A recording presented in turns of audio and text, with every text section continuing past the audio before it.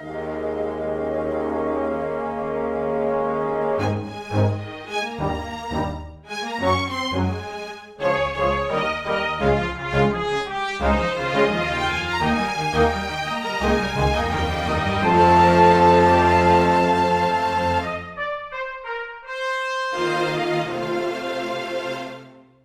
all and welcome to Weekly Manga Recap. It's March the 18th of 2020. Oh boy. Chris, last week was the first week that I did the recording without having to worry about going to work immediately after work as I quit my job previously. hmm And I don't know if the world was waiting for me to be out of the hellish job that I had been stuck in for a little while before everything went crazy at once.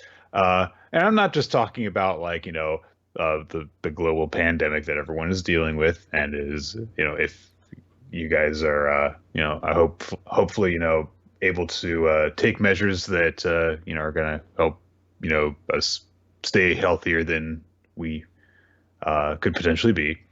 But the whole thing with, there's the consequences to that in terms of all of our, entertainment media as well. But also Tom Brady's a Buccaneer now, apparently. I was gonna say, Um, Nick, it's big news for Tampa. so I never thought if you had told me 10 years ago, 5 years ago, hey, Buccaneers are going to pick up Tom Brady, I'd be like, sweet. And I'm just like, oh no. What? How What? much are we paying him? I was like, it has to be a weird week for Nick, of like, oh, we lost WrestleMania, but we got Tom But, Brady? Question but mark. we also have WrestleMania, but no one's going to be there, and it's going to be over 2 nights now. Is that what they're doing? They just announced literally less than an hour ago that they're going to have WrestleMania, which is taking place at their performance center in front of nobody because somebody eventually decided it was a bad idea for thousands of people from all over the world to gather in one place while we have a very contagious virus going around. Um, so they're holding it in their performance center in front of no audience with Yeah. only essential staff on hand. And then less than an hour ago, they were like, WrestleMania is now a 2 night event with both nights being hosted by Rob Gronkowski.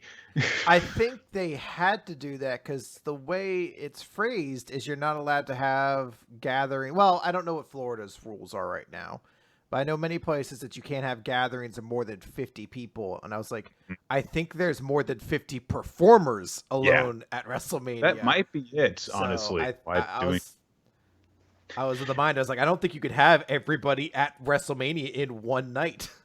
it I mean, some of the recommendations are like don't go to groups of more than 10 people. hmm So there's that.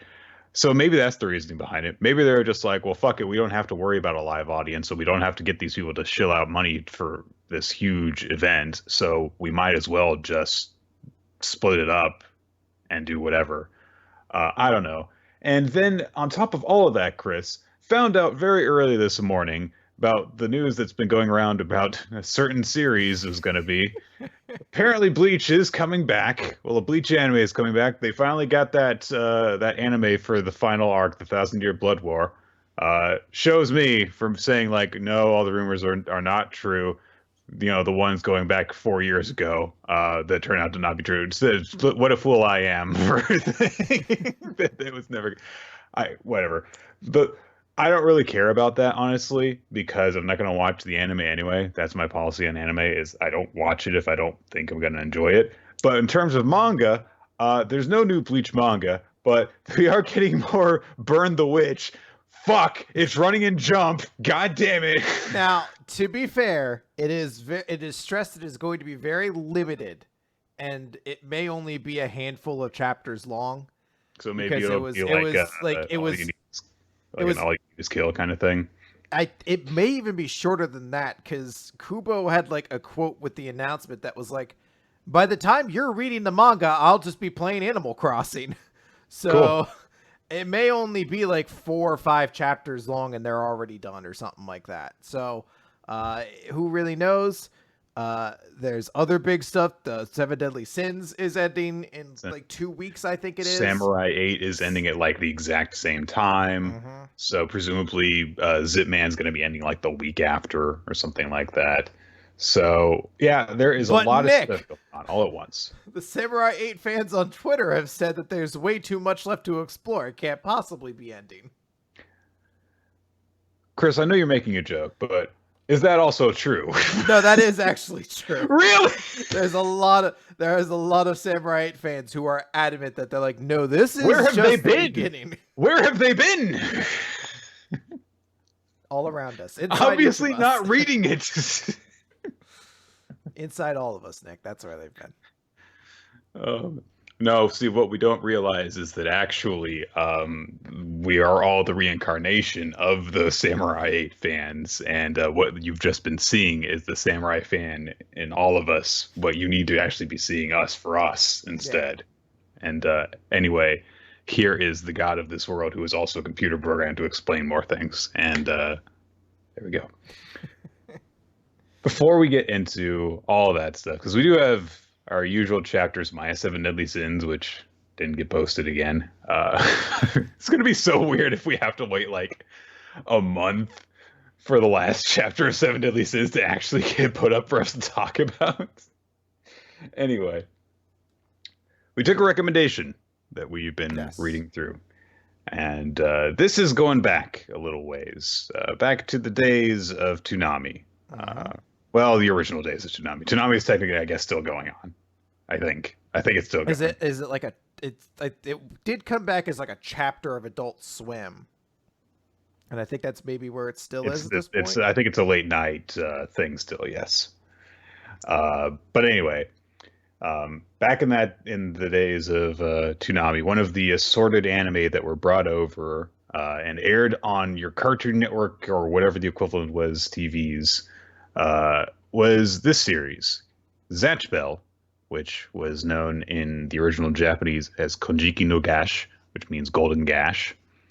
And it is about a small boy who comes to Earth from the demon world. He can shoot lightning from his mouth if his new friend, Kyo, or Kiyomaru, I think that's his name, Kiyomaru, my mistake, if he recites a spell from this mysterious red book. And we find out quickly enough that a whole bunch of these demon children have come from the demon world, and they are being made to fight against each other, with the winner will become the new king of the demon world. And it is a battle series. It is a battle shonen series. Ran from 2001 through 2007. So good 300 chapter-ish series, 33 collected volumes. Ran in Shonen Sunday, which is the same manga that had, rather magazine, I should say, that had Ushio Totora, I think it was. Inuyasha was in there, so it's that one. And we read this series, Chris. Yes. Took me a while to read it. It's a very long series. I don't think it'll take me very long to talk about it. And I don't mean this in a bad way, but it is a very repetitive series. It's a lot of stuff happens in it, and there's a lot of characters, but it's a lot of the same things that happen and a lot of the same character development that happens over the course of it. It's a straightforward, shonen adventure series about learning to work together and learn to be a good person and coming of age, and small children that shoot lightning and boulders and fire at each other. Very typical. Yes. It's like Pokemon or Digimon, but without a serial plot. It's more of a Monster of the Week plot. Or the monsters are children. I was going to say, for the first third, that's the case. It does develop a plot around chapter 100. And then it's a complicated thing. It is an extremely complicated thing, because the seeds were set for two major antagonists super early on in the series. Like when the first dozen chapters, I think both seeds are planted for both of those characters. And it's understandable we take some time, because we do have to grow our cast from just Kiyomaru and Zatch. By the way, I'm going to call him Zatch during this because I watched it, and I'll talk about that later.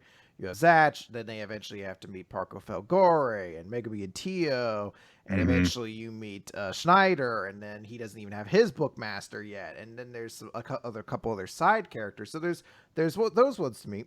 And at the same time, you have to introduce Zatch to the larger world, have him and Kyo have all these fights with different characters.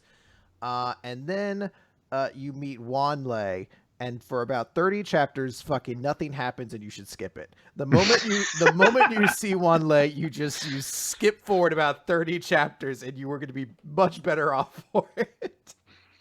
So that's a great review. 10% of the series don't read it. Well, no. So here's the thing.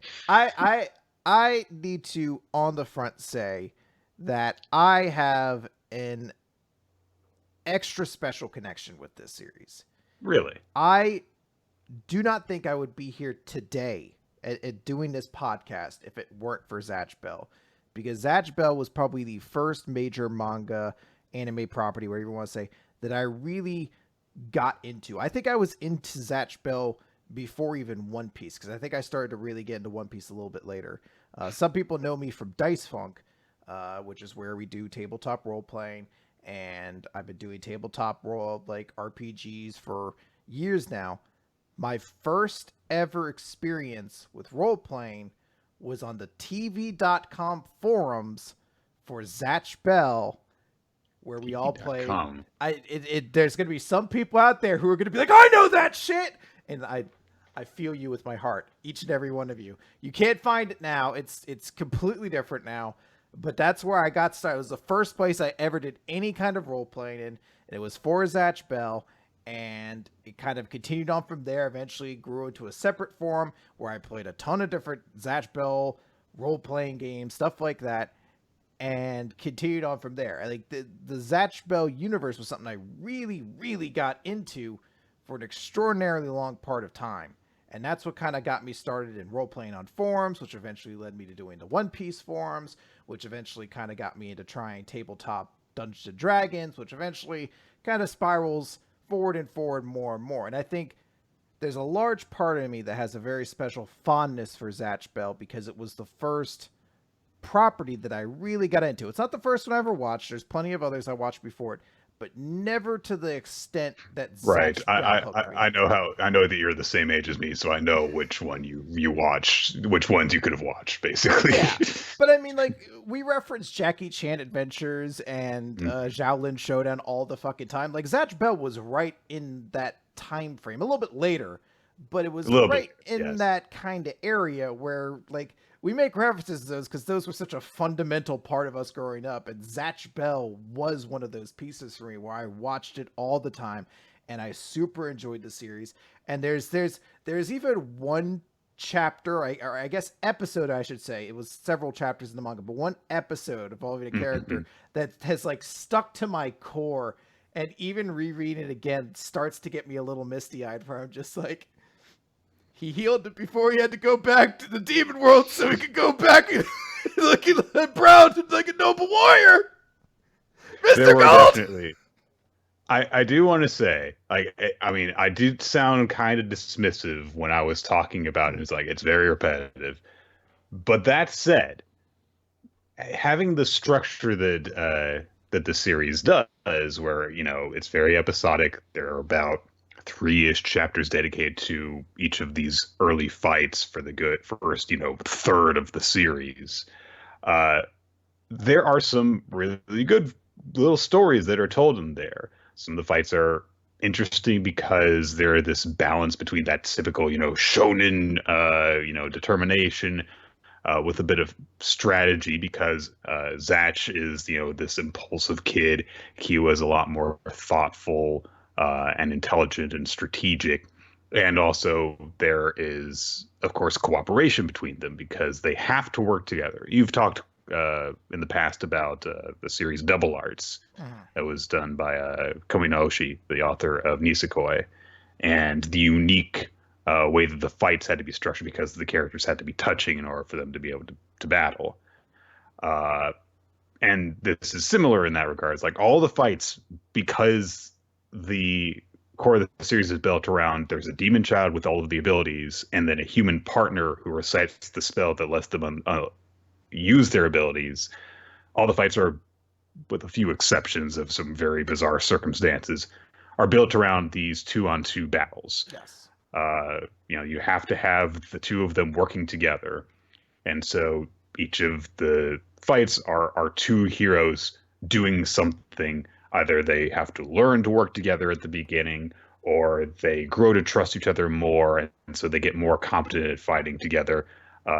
Or they just kind of both sync up, and you get some really satisfying things that happen as they're working together, including some very creative and very cartoonish things that they do. Where, like, at one point, literally, Kiyomaru is, who is this lanky teenager, is riding around on Gash's shoulders, and Gash is this small child, but he's also, got super strength and stuff. So it's this weird cherry thing that they do so that they can get close to the enemy and stuff.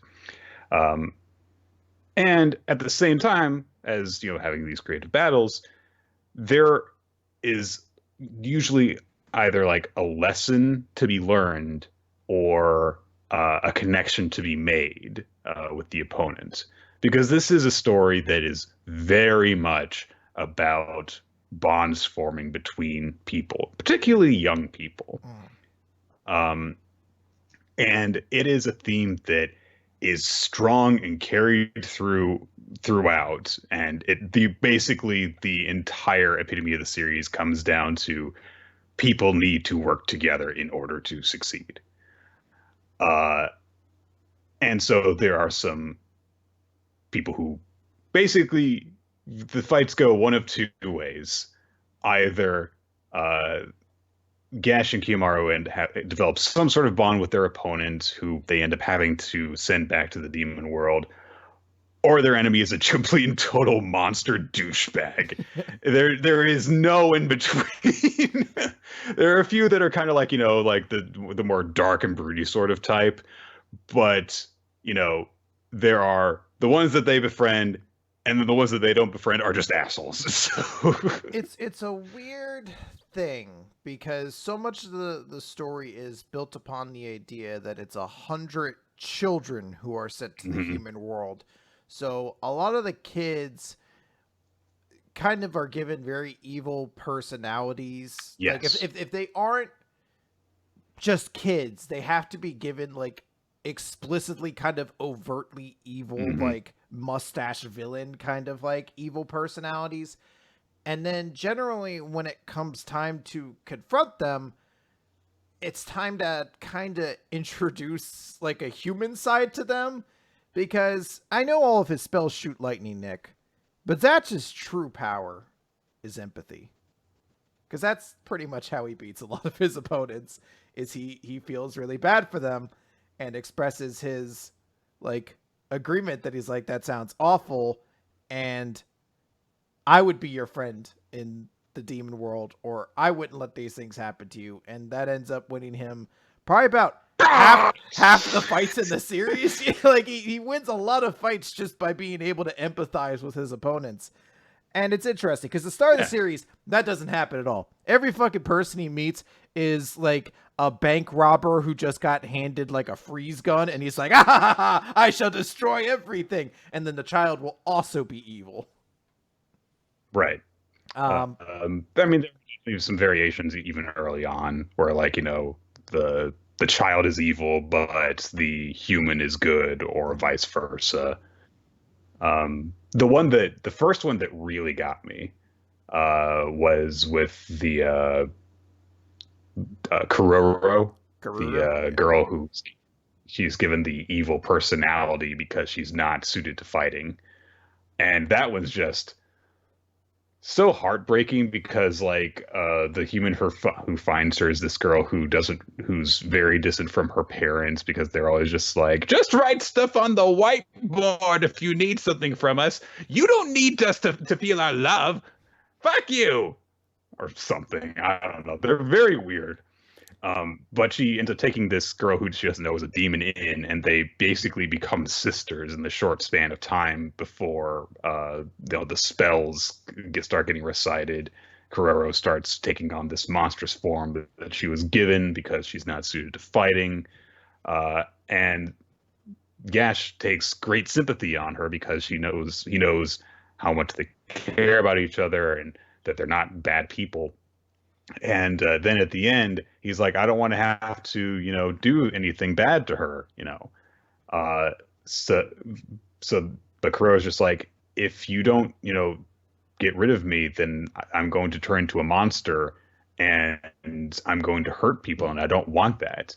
And so Kiyomaru is like, hey, Gash, look, there's something wrong with her book. And so Gash takes a close look at the book, and then Kiyomaru recites the lightning shooting spell and destroys it while Gash isn't expecting it. And it's like, it's the merciful thing to do in that circumstance. But it's really heartbreaking because like you're tearing apart this family now, and Gash, who is the more naive, more innocent one, was like, no, I don't want to have to do the hard thing that is the right thing to do. And so Kyo had to be the more grown up one and do that and force this kid to do that too. So it really got me when that one happened. And there are a fair number of examples of that, of like, hey, there's just this like really strong emotional story that's going on with this. And so despite the fact that there's a lot of stuff that just kind of keeps happening, and not a lot of it is really built up to, some of it is still very powerful short stories. I love it. There's a lot of things and mechanics to the Zatch Bell world, and I think that's probably why I got so attached to it, because everything sort of tends to make sense in its way. It's one thing, it's a series with proxy battles where the humans are actually just as much of a part of it as anyone else. More often than not, the humans are the ones kind of really throwing themselves into pretty crazy, dangerous situations so that they can get the book or protect their demon or whatever. They are oftentimes taking as much damage as everybody else. The way books work, where the moment a book catches fire, it can't be put out. That's the death nail. And until the book burns out, the demon still has a chance to say goodbye, which leads to some heartbreaking moments, but it also provides an opportunity to establish the ruthlessness of some villains, where they'll attack the book a second time to destroy it. Like, they've already won. It was just a moment to say, like, I have no interest in letting you say goodbye to your best friend. Fuck off and die. It's like, press circle to skip. Yeah, exactly. And the way that the books work by, having these strong emotions unlock new spells that enable you to kind of like do different things. I mean, I'm sure we've mentioned it a dozen times to talk about Black Clover before, where it's just like in that series, the same sort of principle applies, but like the spells don't really have any kind of like tangible sort of like gradual upkeep to them or anything like that. It's like they really go back to old spells. It's sort of just like, I have a new spell now, I'm going to use this. Yeah, things like that. And also like the idea of mana. Well, I don't think it's actually specifically called mana, but a finite heart power, basically. Right. But even as like as determined as you can be, there is a finite amount you can use magic while calling upon your emotions. Unless you experience some great emotional change in mid-battle, you're starting off with a finite energy resource and it gets depleted. Whereas like in Black Clover, it's just like, we ran out of mana. Now we didn't. and to be fair, look, I have a ton of respect for this series. I'm not immune to its flaws, though, and it runs into a lot of, and I think it honestly, it suffers from the flaws I think a lot of long-running shonen series have, where as it goes along, things just kind of escalate larger and larger, and more plot points need to be coming, and it starts to become less of an intimate setting, maybe, and then it just kind of ends. And like a part of it is like, we mentioned the first 100 chapters, there really is no overarching plot. You get at most maybe 3 chapter long stories, and then that'll end and they'll start up a new one. There's every so often there's a thread kind of connecting between them, but it's not until the Zophis arc really starts around chapter 100 or so that it's like, okay, now there's a plot. And I was like, these first 100 chapters are so weirdly paced, because and it's not that I think the series has a problem with pacing. I think when it knows what it's doing, Zatch Bell is very well paced. it just took way too long to start actually doing it. When you're like 100 was chapters in, here's our pretty first major exhausting. antagonist. Yeah. Like, rarely when I was reading the beginning of this series did I think like this is, not good.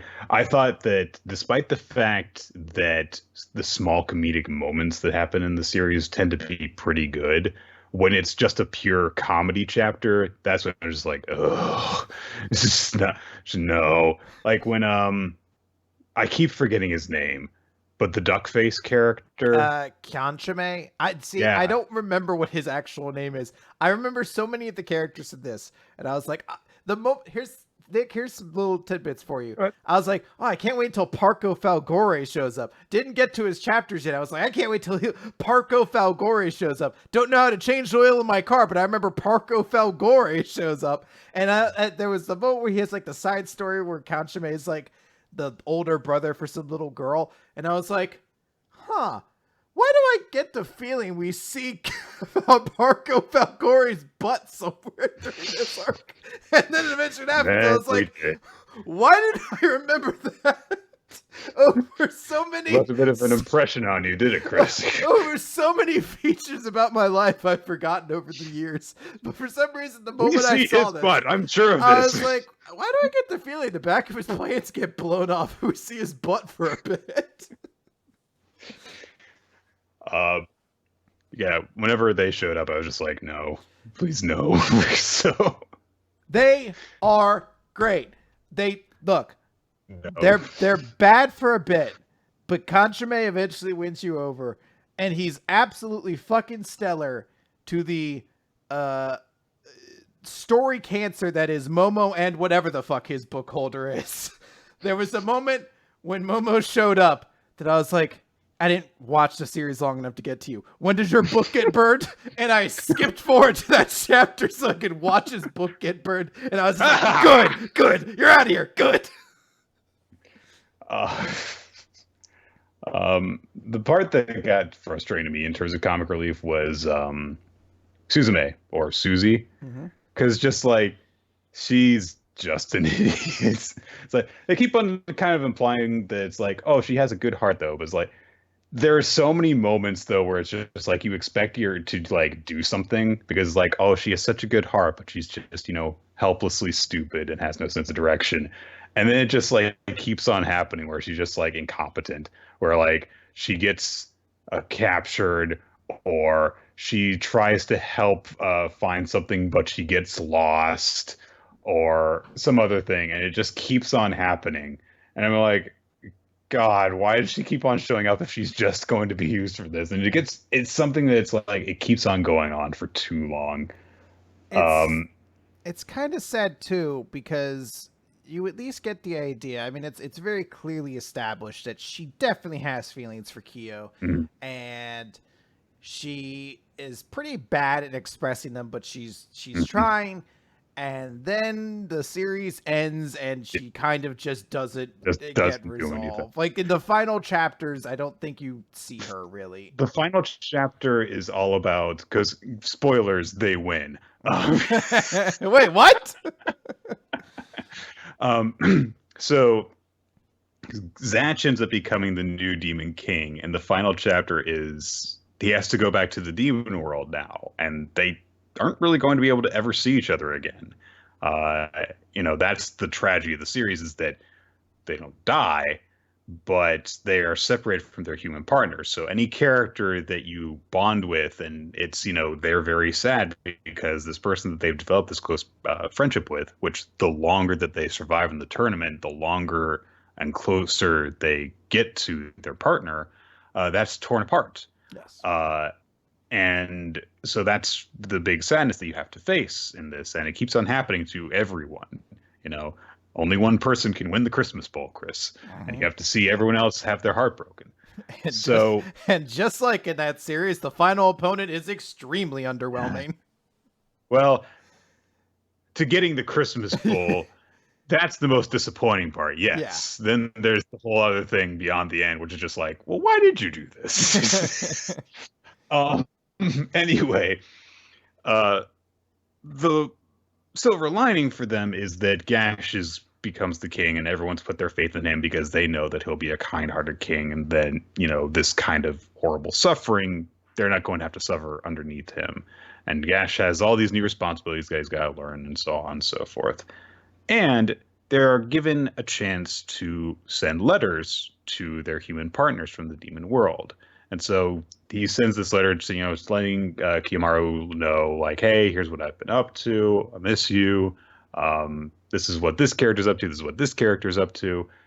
And then he gives this thing where he's like, I think that the reason we have this, tournament every 1,000 years, I think it is so that, we can learn the things that I have learned from this.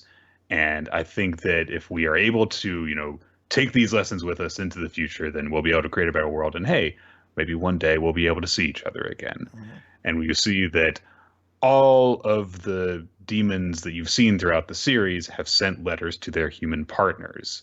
And, so people all over the world are getting these letters from them, and you get to see, all these various characters you've seen over the past 300 chapters. Including Mr. Gold from Danny. Yep. And so many names blend together, so sorry. But of course, Suzume, or Susie, whatever you want to call her, didn't have a demon child partner, so she does not get a word in this entire thing. When she was like the third most important character in the opening chapter, and she stuck around through basically the whole thing, just, she would go away at certain points. And it's a little bit weird that it's like, this, because when Gash first shows up, his whole thing is like, your father found me, and he asked me to come to you and, teach you lessons about getting along with people. And because Kiyomaru is this huge shut-in because, people ostracize him because he's smarter than them and stuff. And he learns to be more social over the course of the series. But Susie's like his first friend because she's got a crush on him. And so that's why she keeps on showing up as the damsel in distress for all this stuff. And she does show up in the second to last chapter when they all graduate. Nothing really happens. She's just kind of also there. Yeah, so there's an element there where, and it kind of gets its own chapter, where our main female lead would eventually become Megumi, who has a demon partner, and they're probably like the primary partner for Kyo and Zatch. And they eventually kind of suggest that Megumi either has feelings for Kyo or is just cool fucking with Susie in one of the worst chapters, where she definitely 100% sees that Susie has a thing for Kyo, and then keeps pushing on that her and Kyo have something special in front of Susie. And you're like, why? We're going to have this big climactic battle, and then I'm just going to ride him, and I'll tape it and send it to you. You know what? People are saying Sherry also, I guess, would be considered a main female lead. I guess I'm less so in terms of female leads, love interests, all that. I just think it's weird to have a character there from the beginning and then just kind of put them aside. So. Yeah, well, that's the thing. It's just like, it would be different because we do get to see a little bit into the future. We do know, hey, this is Kiyomaru now in his next step of his career. And I don't know, it could have been something where it's like, oh, I've got that date with Susie I've got to get to, or something like that. Or because they mentioned like they're all going, like Kyo and his small circle of friends that he's made comment like, oh, we're graduating middle school, we're going to the next step of our lives, and we're all going to different schools, so that's kind of it. But and that's part of life, sure, but it's weird to just kind of like say like, yeah, so I'm here now. Yeah, I don't know.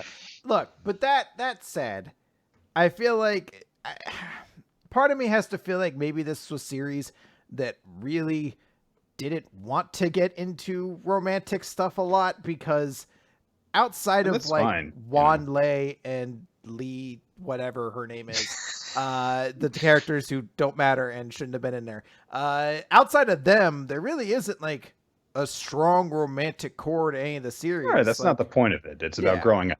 So it's like, it's not a series that I'm like, oh, well, this just lacks an emotional core to know how to tell a story like that. It's like, no, I think it's capable. I think maybe just between the 17,000 fucking characters, eventually they just got to a point where like, oh, I don't have time for Susie. I just got to wrote her off. I need to draw Barry again. You're just like, all right, fine, I guess. All right, gotta have them go into space and have a giant lightning dragon eat them.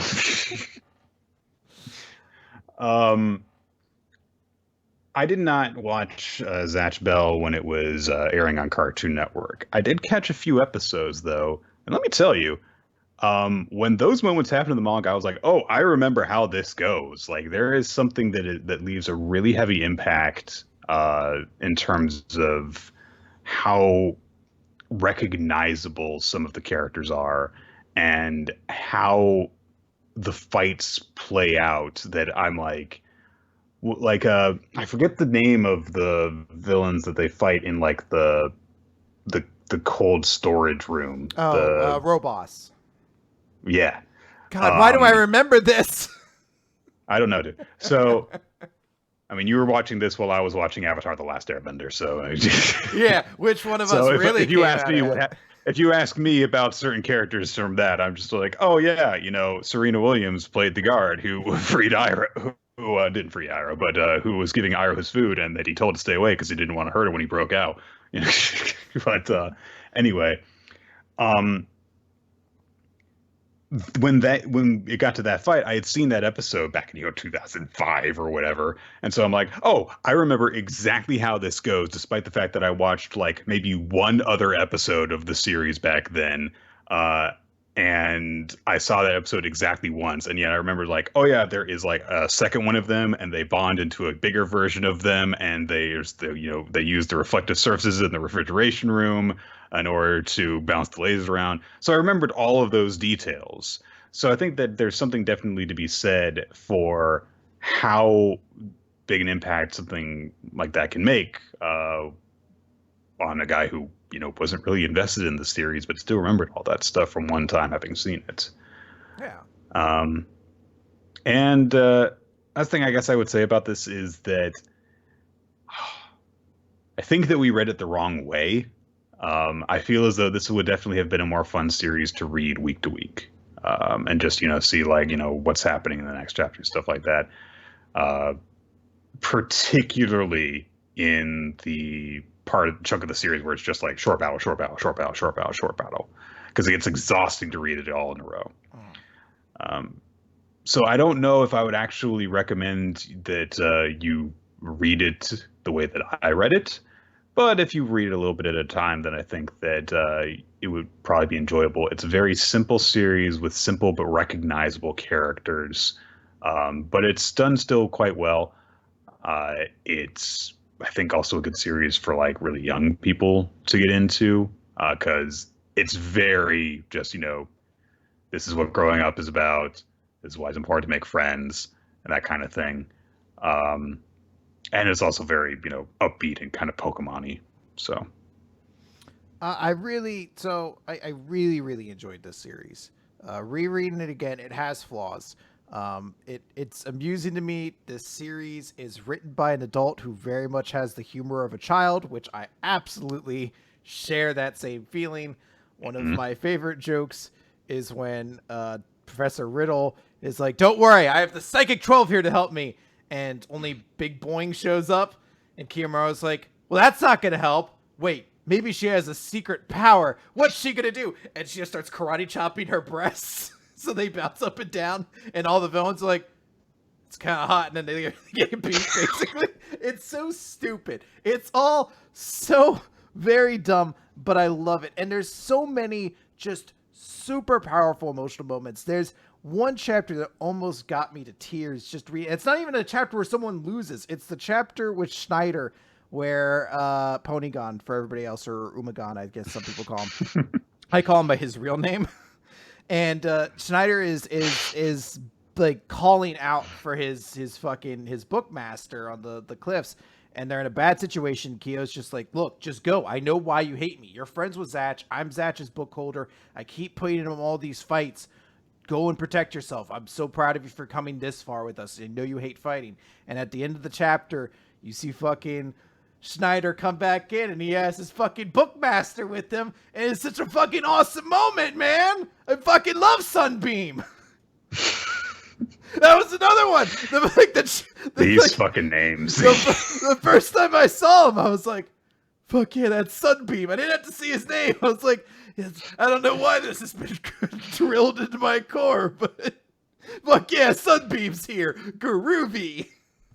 And I don't know, I love it. Like they have so many of these great emotional moments. There's an awesome chapter where 3 characters basically have 0 power left and a big opponent comes at them. Granted, he's an idiot, but a big dangerous opponent comes. There's a lot of idiots in this series, so and they have to use trickery between all of them to basically figure out a way to trick this guy and beat him, or else they'll lose. And it's such a great moment of seeing 3 characters with like 0 resources finding a way to just barely escape this fight.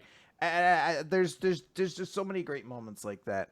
I really did I did enjoy getting to see and experience more of this series than I ever had, because I never even experienced the end of the Zophis arc watching as a kid. The series actually has an extremely troubled history in America. Not only was the anime canceled, the manga was canceled with only the last volume left to be translated. Jeez. So you just didn't get the last one, basically. Oh man. So I really appreciated getting to experience that. There's so many fun moments. There's so many bits that are just emotional. Pretty much any chapter where a character book starts to burn is going to be one that's going to get you some emotion out of it. And it's really satisfying. I love getting to see all the characters eventually grow and change, and I enjoy the humor for what it is. At times I recognize, I'm like, well, this is absurd and stupid and very dumb. But then there's sometimes where I'm like, you know what? Fuck it. This is the funniest goddamn thing I've seen all week. Like, I think maybe the funniest moment for me is when they're fighting Victreem, who's a big giant V who can separate his head from his body. And they trick him. They have Consommé turn into his bottom half. So he locks back in. He's like, why can't I control my body? Why does my body hurt so much? And he just turns, and you see Tio, Zatch, and Schneider just punching his torso off to the side, just fucking curb stomping it. And it's like, you know what? It's great. I supremely enjoy this series. I highly recommend it for anybody who's really into just watching, wants kind of to see a really good shonen manga for that time, especially a non-jump manga. I think if you're looking for something like that, this is a really high recommendation. There's too many moments for me to kind of even call out, but I really loved it. Mr. Gold and Danny are the best characters. I do wonder if part of that canceled release has to do with. So I was doing some research before we recorded about the author. Apparently, the fucking sued the company that the publisher because they had somehow lost 5 works that he had done for them, and so he wanted a bunch of money as compensation, and also he had been treated pretty badly by the publisher for a while.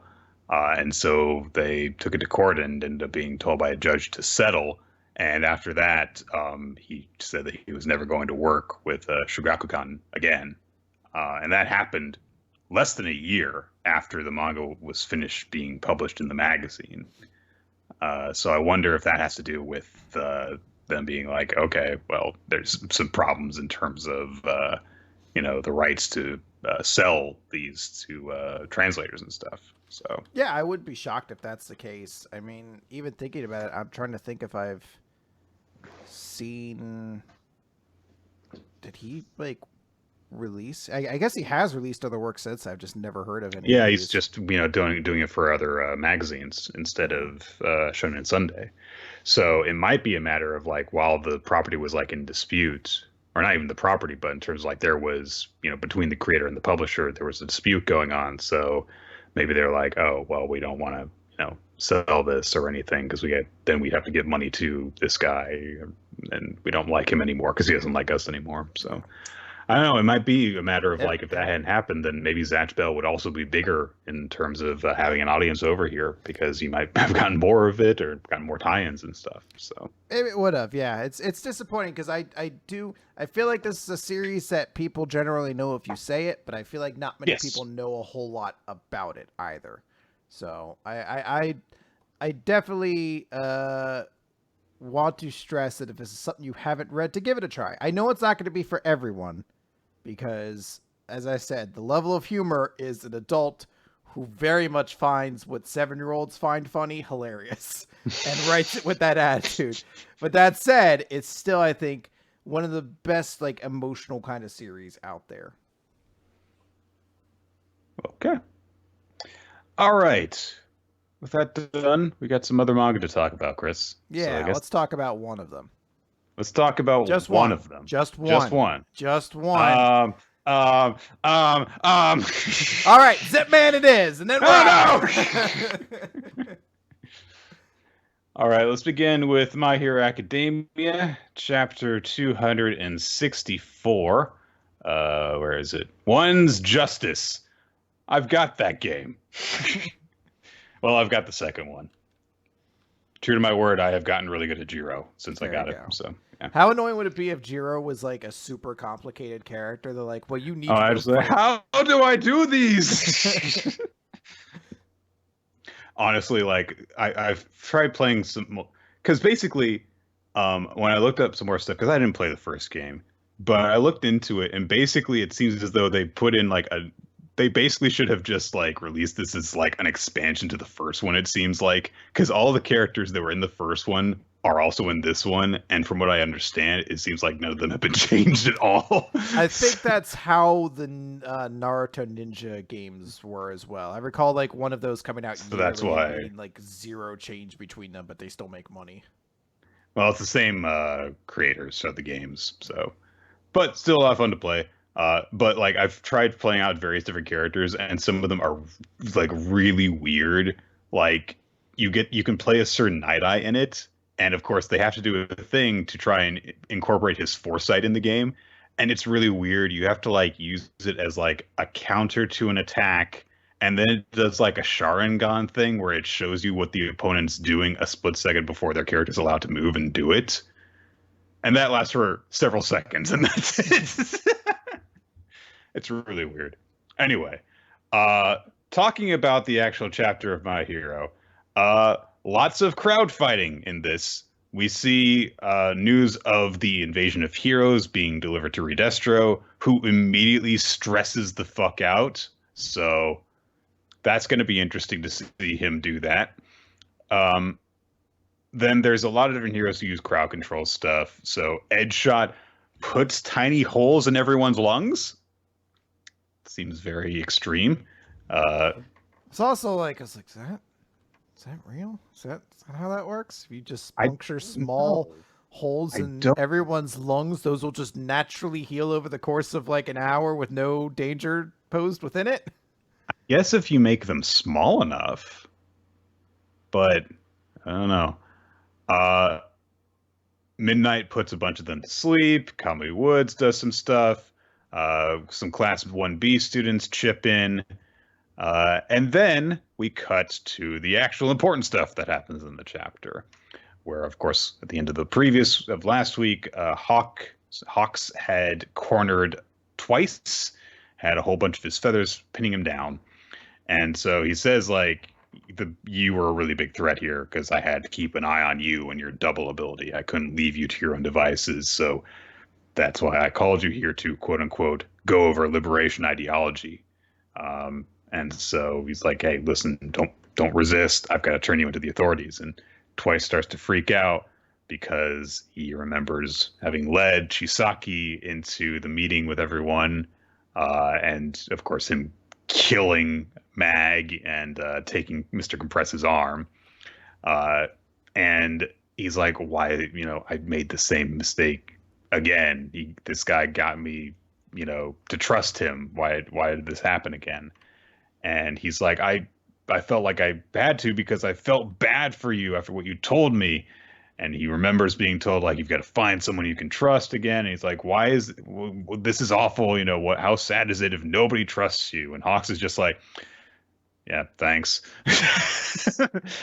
But I mean, he's a little bit sympathetic to him, but I think that the idea of what's going on here, and now that I think of it, it's actually really well done if this is the case, because from Twice's perspective, you see Hawk staring down at him. You can't see his expression, you just see his eyes staring down at Twice.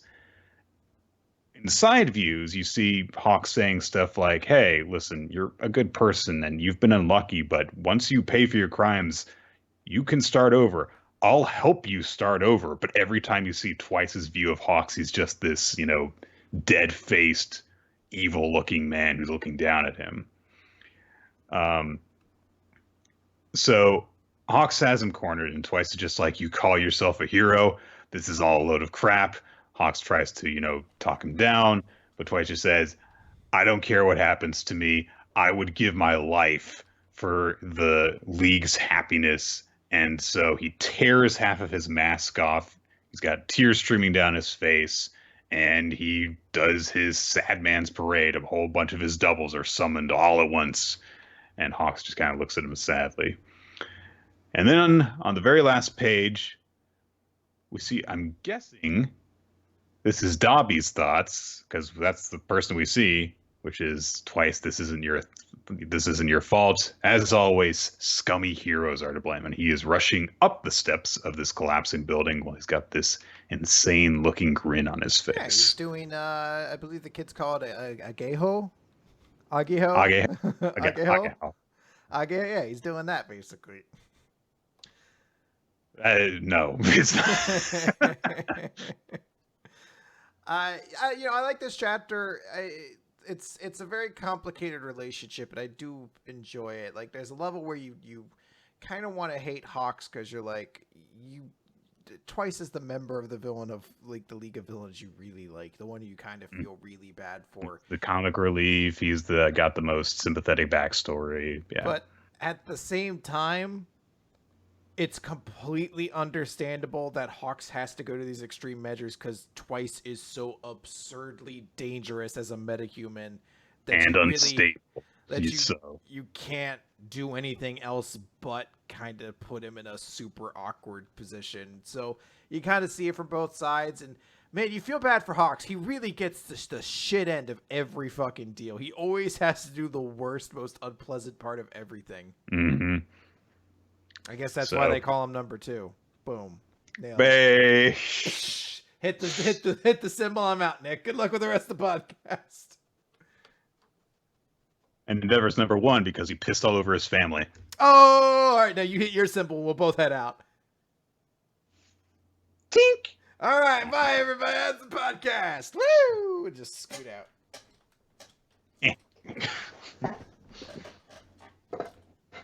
You can't see us now, right?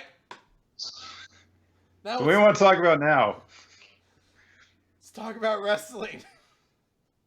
But we always do that on the podcast anyway. Oh, let's just do that on the podcast then. Yeah, let's just do that on the podcast then. All right. Next up, Actage. Scene 105, Side B. Oh, wow. Chiyoko's acting so good. Performance of this play is so good. So we see more people reacting to what's going on. Ricky indicates, you know, they're doing a better job of carrying the plot than we did. They're doing this play justice in a way that we didn't. Hanako is reacting to, you know, this as well. And Ricky's thinking to himself as he looks there is like, if you want people to grow, anger and hate aren't the best methods. But also Ricky thinks to himself, because of course there's the controversy that was stirred up after he, you know, put his hands on Kay. He's like, I guess I'm not going to get a chance to work with Kuriyama after all. So too bad. So it's nice that, hey, you know, we're going over again, like consequences that would be suffered from what happened in the previous performance. We get to the point where there's the group battle with Princess Iron Fan and the play itself, which is now coming to a close. She is now meant to quell the flames raging over the mountain. So this one was a lot more condensed than the first performance, which is a good idea because we'd be seeing the whole thing over again. So sure, just highlight the changes, the differences that are between A group and B group. Sure, good with that. So she lifts up the fan the same way that Kay did, and everyone's like, this is it. Two things will be decided simultaneously in this moment: our defeat and the criticism aimed at Ogami, Ricky. And so the glasses guy, the older actor whose name escapes me at this moment, he's like, I wasn't able to save him this time. But Iwao, as the Monkey King, does the same thing that Ricky did in the previous performance. He stops Chiyoko from swinging the fan down. And then he grins, kind of, smirks down at her. And Ricky looks at him and he's like, he's acting as the Ox King right now. So Chiyoko collapses the same way that Kay did, and everyone realizes, oh my God, they are doing the exact same thing that we did in a mistake and are just rolling that into their interpretation of the play. So Kuriyama, with one of his many plotting evil behind the scenes speeches, says, Sun Wukong, you understand. You've confronted and witnessed both faces of Princess Iron Fan. No amount of fighting will change your feelings for the man that you love. And so everyone's like, oh my God, this is, they're doing this deliberately. Got to a flashback of Kuriyama. And this was the thing that everyone was upset with him about that we saw earlier. This was the thing he changed on the fly, which was, this is what I want us to do. So Iwao says, so you're asking us to ignore the script and fudge it to match them. And Kuriyama says, no, I think it's what Sun Wukong would do. And so they're like, all right. It's the last one that they asked about it. And he's like, all right. What are you planning? So again, Kuriyama delivers this little speech, and he's like, it's easy when you call yourself a director because you can send actors out in a boat made of mud to serve your own ego. But the important part is what follows. Can we actually envision their safe passage to the other side? The real demon that Hanako needs to face isn't some enemy she concocted or the flames inside of her. Instead, you need to forgive yourself for loving those things. Princess Iron Fan isn't about anger. It's the story of a woman who can't accept her own feelings and gets a push from the Monkey King. It's a story of redemption. And in that moment, Chiyoko swings the fan and ends the play. Everyone stands up and applauds and stuff like that. Hanako is sitting in the audience stunned. Producer is like, God damn it, I guess I have to thank him now because he actually did some good stuff for me. Fuck him. And Kuriyama's like, all right. Day's job's done, and we'll refine this more tomorrow. And that's the end of the chapter, as Kay's kind of looking on at everything. So I thought this was actually all right, everything comes together in this. And it's like, all right, I can appreciate this. For once, there's not a thing I don't know, this is weird or anything like that. And this is, I think, where actage tends to be its strongest, when it's like you see everything come together that has been building up over the past few weeks. And I think that if I remember correctly, when we talked about the Group A's performance, we didn't really have that.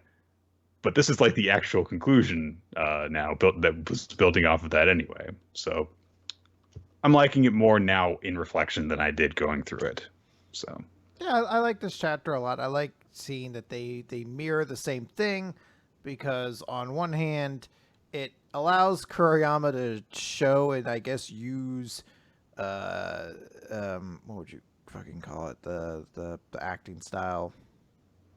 Can't remember it anymore. Anyway, it's a way for him to use it to actually help people, as opposed to I don't know, just constantly dig into their worst parts. I'll make you feel something, yeah, and then you'll solve my emotional problems. It was a way for him to be like, hey, other director, you need to forgive yourself. I don't care what her name is. You need to forgive yourself. Glasses girl. Thank you. I have to understand. I don't care about most of these characters' names. They're not Parco Felgore. They're not Parco Felgore. But it's his way of saying you need to let this go. You need to forgive yourself for loving these things. And I love how that's reflected in the play and out of it. I like how this also presents an opportunity for Night A's group to do another show now and surpass them. Like, it keeps that rivalry between them. It felt like a very effective way of keeping all the plays in peace, or all the pieces in play, basically. Yeah. So presumably, we're going to get to see the makeup session that Kay's group is going to do after this. And I do like that that's the twist on it, because we kept on being built up as, oh, well, the first night's performance, that's the one that's going to get uploaded online. So that's the one that really matters, because that's where the fans are going to decide it. But it's like, well, but if you're, dedicated to who can actually execute it artistically the best, then just fucking keep going. Sure. Yeah. So I guess we'll see what's going to happen here. So this is definitely getting more interesting as it's going on. And I guess we'll see where this goes. All right, let's talk real quick about Eden Zero, Chapter 86, Easy Attack. It's exactly that. They very easily handle every problem. Rebecca kind of notes, like, okay, here's all the things. Yeah, she's like, she's going to turn to a slime and pretend to get captured. He's going to pretend to be knocked out and then turn invisible. He's going to self-destruct to become a computer virus that takes over the ship. And they use these things. I do like that as she's saying this, the people who are pretending to be knocked out are kind of like... She explains all of the Elemental Four. She mentions, oh, hey, Jin's working with them. We do get a moment that because Sister and Moskoy are around when this news comes out, they're like, hey, Moskoy, you actually worked with this guy. What can you tell us about him? And Moskoy finally says shit that's not just Moskoy over and over. He basically is like, oh, well, he doesn't have any weaknesses, but if I were to weigh in, he was working for Pseudo Sister because he had someone he wanted her to heal. So it's like, okay, cool. Now that we know that, we can exploit it. We can potentially turn him over to our side. They're like, all right, cool. So we have a plan. And their plan is to just drive straight into the base. They're not going to try Shiki says, I have a plan, I was just kind of like, do you? Or is your plan to be Shiki?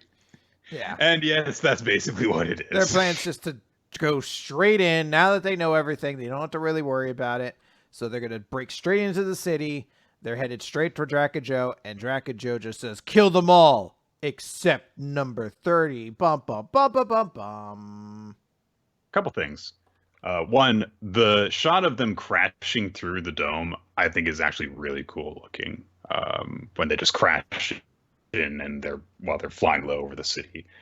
The other thing is that the most interesting that happens in this chapter is just that line by Joe, where he says number 30, because of course, if you recall, he referred to Rebecca as number 29 before she jumped back in time. So you have to wonder, okay, one, does that mean that this is like the 30th sequence of this, and that this is not just the first time that Rebecca has jumped back in time, that it's been happening? Secondly, why, if that's the case, why can she only remember it this time? And thirdly, how does Joe know that this is the 30th cycle? How does he have a means of determining that?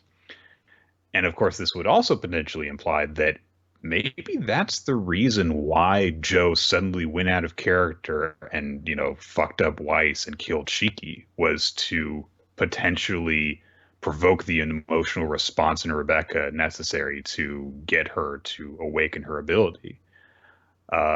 So I'm not saying that this fixes the problems that we, put forward in the last chapter and the one before that, but this could definitely make things more interesting than they appeared to be in those couple of weeks. So I am actually intrigued to see if that's the reveal that's coming, that Joe somehow has knowledge of these parallel timelines. And also there's that whole, this is the 30th time that you have tried to do this kind of thing, and you failed the previous 29 times. So we'll see. All right. Let's go into our newer series, some of which are going to be going away soon.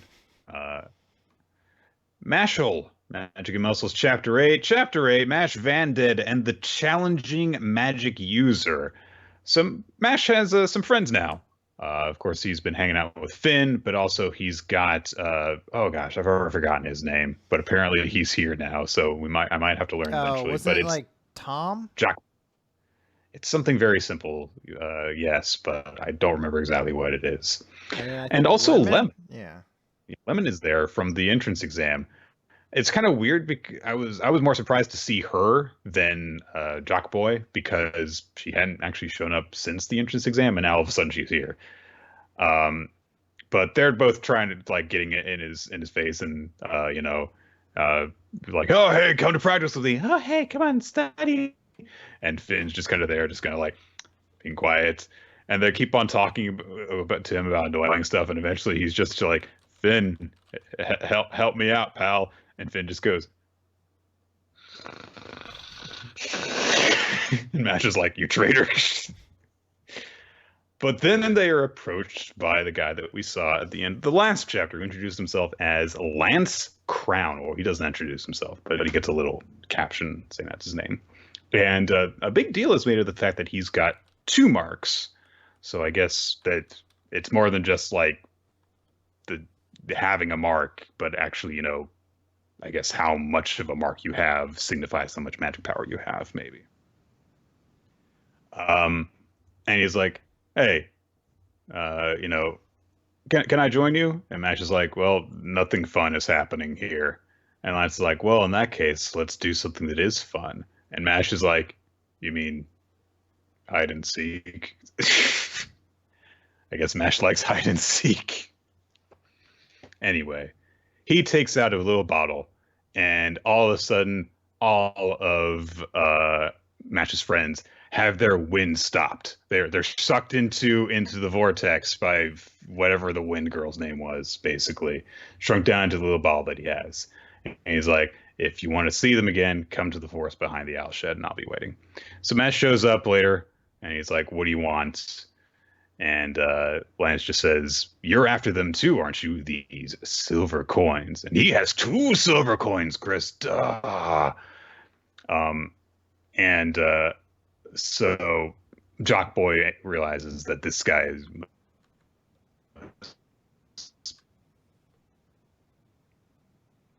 Oop, I think we lost Nick there for a second.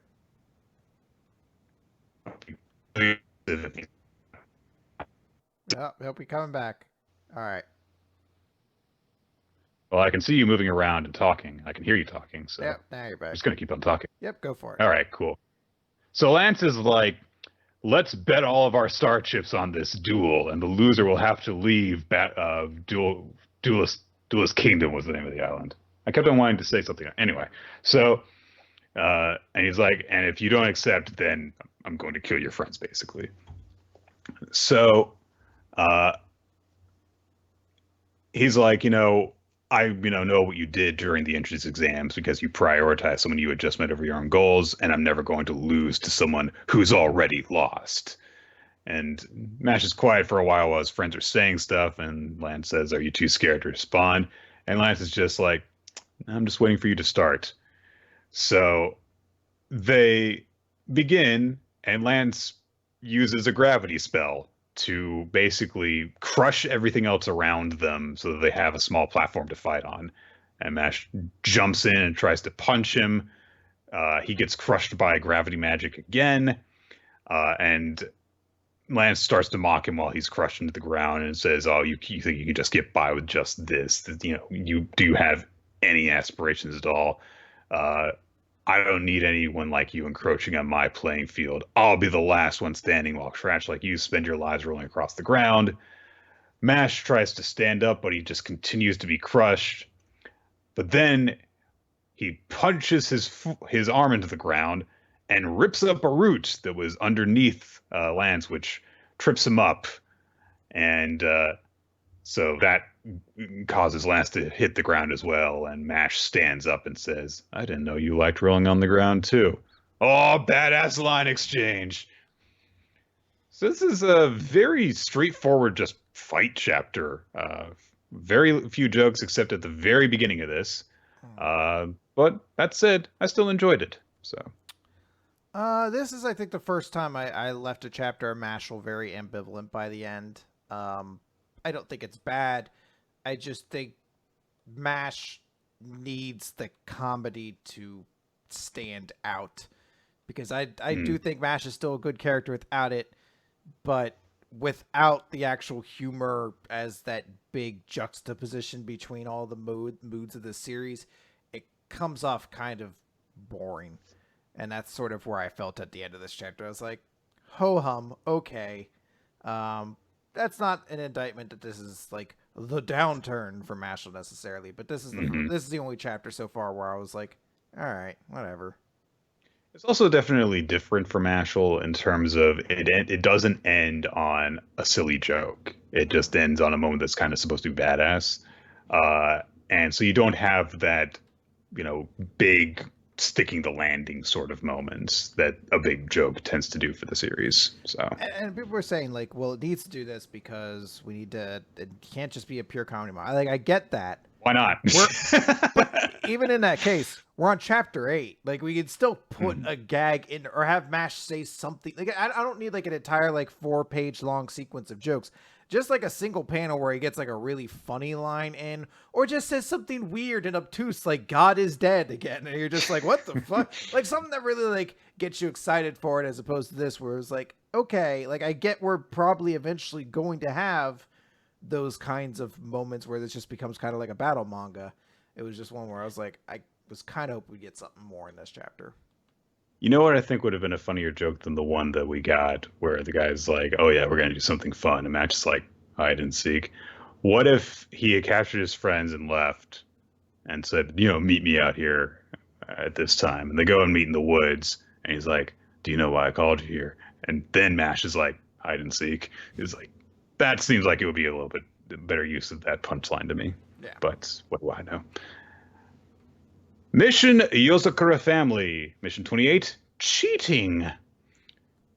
Well, Chris, we're getting series canceled here and there, and Mission Yozakura Family got a color page, so I don't think it's going to be among the cancellations. No, just to be I think it's very much official at this. I know it's a volume sold really, really well, so we're gonna, I guess, see some Mission Yozakura for a round. Yeah.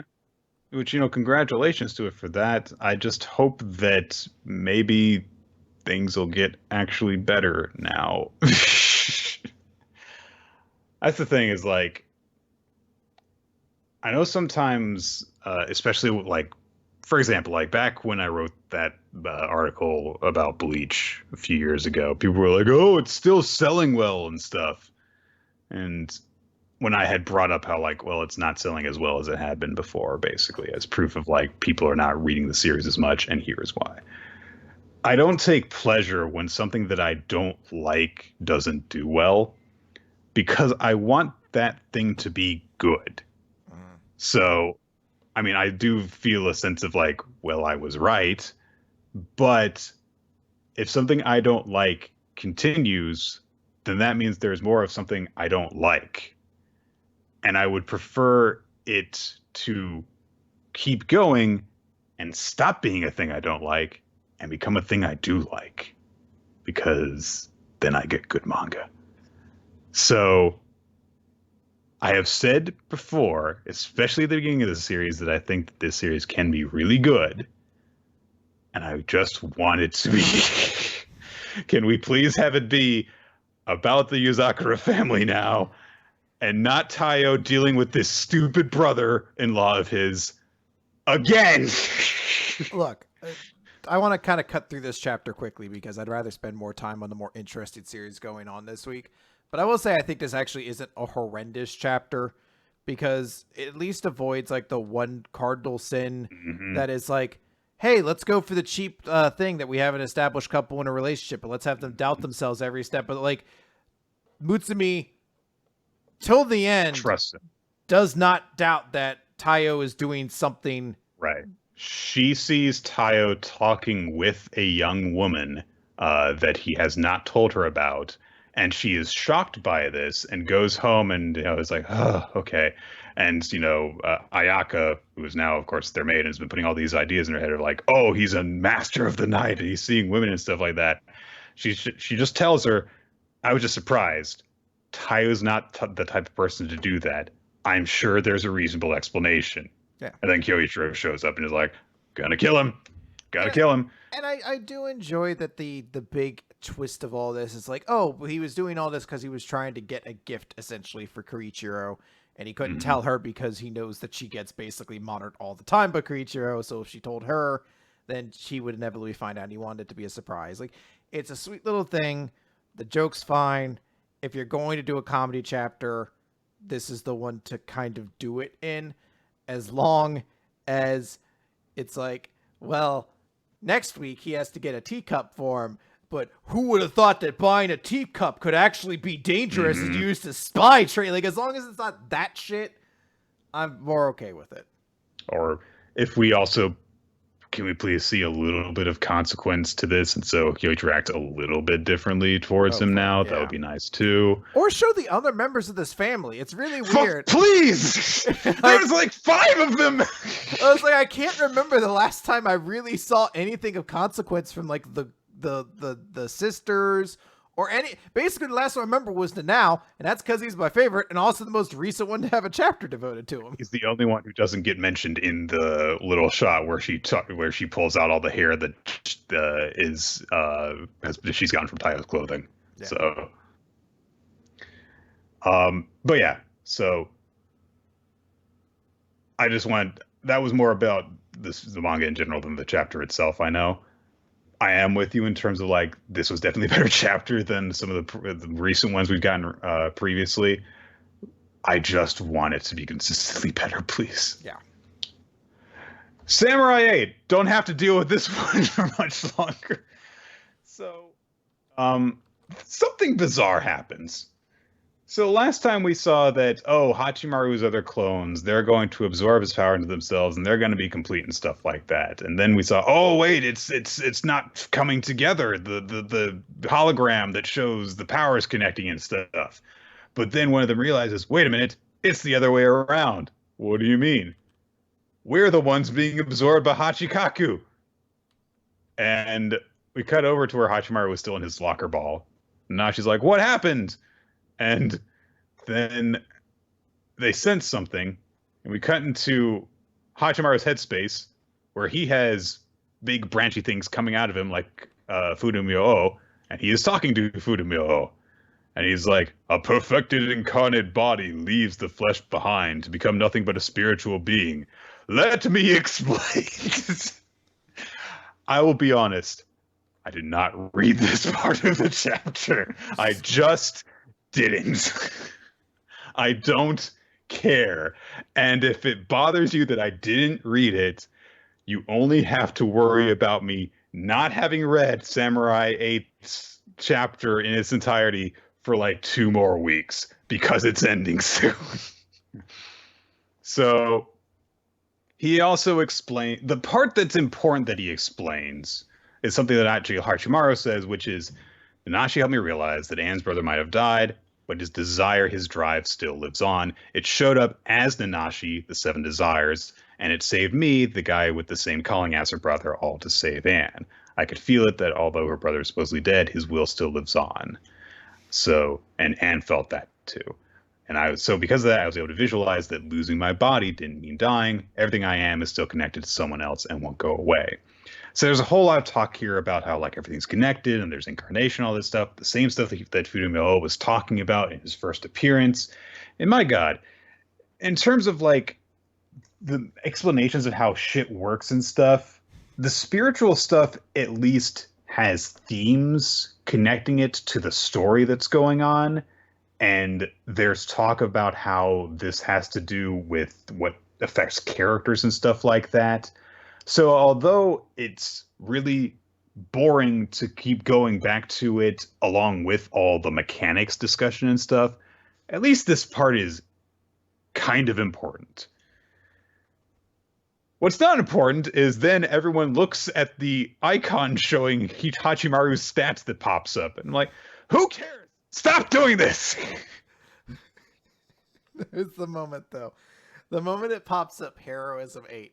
I said, he's like, you motherfucking cocksucker's going to turn it to its side by the end of this. Sideways to an infinite symbol. I just saw this. Like, you cocksuckers are going to turn this over and act like this is a big thing. What if the next chapter, Chris, isn't Samurai 8? It's Samurai Infinite. Well, Nick, I'd say that's a very ironic decision for a series being canceled that week, but let's see that the strategy pays off, Cotton. What if Kishimoto just gets really fucking fourth wall breaky, and he's like, even though this story may end, its will connect it into every other story. Maybe in the way that you digested this story is no longer continuing, but in infinitely many other ways, it is still going on. I'm like, yeah, I guess sure. So, one of the clones looks at the stats and is like, what are these stats for? They're mine. No, they're ours. And every one of them, their hair starts to turn white, and they transform into Hachimaru. And Ata's like, your hair's white. What's going on? And the 7 new Hachimarus turn on Ata.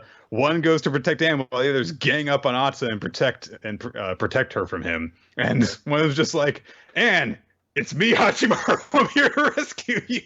And Ata's like, Hachikaku took over your bodies? This is so messed up. And one of them's like, we're all Hachimaru.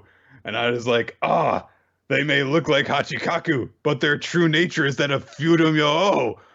And he contacts his master, who's like, abandon the plan used by Samurai Soul that I cut off and gave to you. And Ata's like, fine. Defeats the 6 of the Hachimarus immediately and turns them into cubes. And then he turns on the last one. And they're like, God, we gotta have more exposition, don't we? And it's just like, locker cubes. In the cube sector, they don't have locker balls. They're cubes instead. Who cares? They're like, no. This is very... Look, we were going to talk about racism because people weren't going to like people who could turn into cubes because they're like, we turn into balls. People who turn into cubes are weird. And there's going to be like a whole Zootopia thing where like a person who was the cube sector like met a person from the sphere sector, and they turned to love each other, you know? And it was going to be really emotional. There's going to be a whole story. Jenny Slate was going to be the villain. Rounded edges. And it was going to be a sharp cube. We could show that we could blend all cultures together when you think about it. So, Ata's like, I hold Master Kala's black blade. It forcibly discorporates whatever it touches. I see that! You just did it! So, Ata tries to get in touch with his key holder, his ship thing, Ryuki, and he's like, it's not listening to me. Something must have happened. Hachimaru's like, I'll start the plan over from step... and he's like, and pray for me. And I was like, I'll start the plan over from step 1. Now I will cut you both to pieces. Just cut them both to pieces. Stop talking. They clash swords. Ata, immediately, his eye twitches over towards Anne instead of the Hachimaru. Hachimaru puts himself in the way of his attack as like a wave of energy gets sent out from Ata's sword. And Hachimaru is like, that was Silent Slash. Chris, do we have one more in this? Send the silent slash. It's so silent. He's like, I think the issue with your slash is it didn't announce itself before coming out. Perhaps there should be a small trumpet heralding its approach. Like, the silent slash! Sneak attack! And I attach little bells to the end of my blade so you can hear it as it comes out. And of course, it doesn't work unless you go sneak attack. That's what you're thinking. That's Ata. I think that's why you're gonna fail. It doesn't matter. He turned his 8 into an infinite, so he's unstoppable now. I think you just didn't appreciate the true nature of the silent style. You were all quiet. That was your mistake. Hachimaru says to himself, Anne would give a guy like me strength and be truly concerned for me. And at some point, I fell in love. At some point, that would have probably actually been like illustrated and, you know, like we like gone over that if not for the cancellation. Anyway, Anne, I know that I said I would die to protect you. And Anne's like, yeah. Even knowing who I am, will you still believe in me and pray for me? And Anne's like, it's fine. And Hachimaru's like, what do you mean? And Anne's crying as she looks at him. And Hachimaru's like, thank you. I'll give it a try. My love for Anne might exist because of the love she still feels for her brother and the promise I made with Dad before his death. In which case, no, not a try. I'll do it. And Nada's like, with every last bit. I was like, oh no, the 8 symbol is turning sideways. And Hachimaru's heroism is infinite as he declares, I will protect you. I know. I feel like I've seen someone do this before too, where there was some number that was an 8 and it gets turned to the side, it becomes infinite. And even at that time being like, this is fucking stupid. Like, I get it. They look a lot alike. It's just, I mean, do we still know what heroism actually is? It's just their energy level, right? Because there's also gravity, right? I don't think we ever actually got a proper explanation for what those things mean, Chris. I hope next week we get an exposition dump about it. I mean, like, we keep on talking about, like, there's too much exposition of the mechanics in this series and stuff like that. But even without just this is poorly paced and all that stuff, I seem to recall that when techniques were exposited upon in Naruto, they were easier to grasp and make sense of. Like, there are 3 types of jutsu. There is taijutsu, which is hand-to-hand fighting. There is ninjutsu, which is, different, like, summoning abilities, casting elements and all that stuff. And then there's genjutsu, which is illusion. And it's like, okay, I know what they're talking about now. Whenever they say Rock Lee can only use taijutsu, or the Sharingan has 8 trillion forms of bullshit genjutsu in it, stuff like that. It's just a substitution term for illusion, martial arts, and other things. This is like, you have gravity and you have heroism. What are those things? Literally, what are those things? He's got a high gravity score. What does that mean? Somehow in the 5-page explanation of all these stats, you didn't explain what they mean. So, like, there's a level we could assume out of it. It just feels like they never just outright stated it to make it clean. Like, if you're going to use different terms for different things, like if heroism is your key, your spirit energy, your whatever, like, it just needs to be kind of established more early on. If I remember correctly, I think that Dharma said that was the one that fueled all the other techniques. So it didn't matter if you had a gravity of 10 bajillion or whatever. If your heroism wasn't high enough, then you couldn't actually achieve all of that ability. So I think that that's why it's the super most important one. But there were like 9 others in there. And again, what is the gravity thing? So yeah. All right. Anyway, Zipman. Zip zip. Chapter number 14, program. So the people that have zip suits now to help out Kiname, they're like, we'll take things here. Check out how cool our suits look. If only they had shown up more. Go defeat the bad guy boss. I know that there were like 4 generals or something. They're done. Just go after the last We've one. You beat one of them, forget the other 2. We'll handle it. Koshiro's company building unzips, and there's this weird castle tower thing inside of it. And the weird Kigurumi-looking thing with the cat ears and stuff is sitting in the throne, and he is guarded by another Zipman, but it's all white. And so he says, welcome, Zipman, or should I say, Kaname Tatara. Don't get me wrong, your brother never gave away anything, even though his soul was about to be erased. Such beautiful brotherly love. Don't worry. And then, so Kaname's like, what did you do with my brother? And Koshiro's voice says, "Don't worry, Devil Gorilla. I'm fine." And he's the White Zipman. And they're like, "What happened? What did happen to you?" And he's like, "Do you have your memories? Do you remember who I am?" And he's like, "Yeah, I'm fine." "Then why are you with that guy?" And the eared guy says, "Kill Zipman." And he pulls out a sword and they start to fight while Konami tries to defend himself. And he's like, "What's wrong? It's me, your brother." And so Koshiro's like, "I know it's you. I know your voice. So get out of my way, Konami, because I'm going to kill Zipman." And Konami's like, "What?" So the cat ear guy explains, "I transferred Koshiro to that suit, but I added this command into his data. The chairman's commands are absolute. I have finished my creation. A new protector of the world with the ultimate brains and suit. His name is Weiss Zipman." I'm remembering that one manga that they made in Bakuman with the dark and white rivalry thing. Anyway, they're fighting, and basically, instead of it just being like, "Oh, Kosher has been totally brainwashed" or whatever, he's just basically being made to think weird things. So he's like, "Oh yes, we're going to defeat that guy, the chairman, but I have to kill Zipman first." So they're fighting. Konami's still refusing to fight back. So eventually, like, maybe there's a better command I can give. "I know. Why, Zipman, kill China." And so he's like, "Sorry, I've got to go save the world by killing China."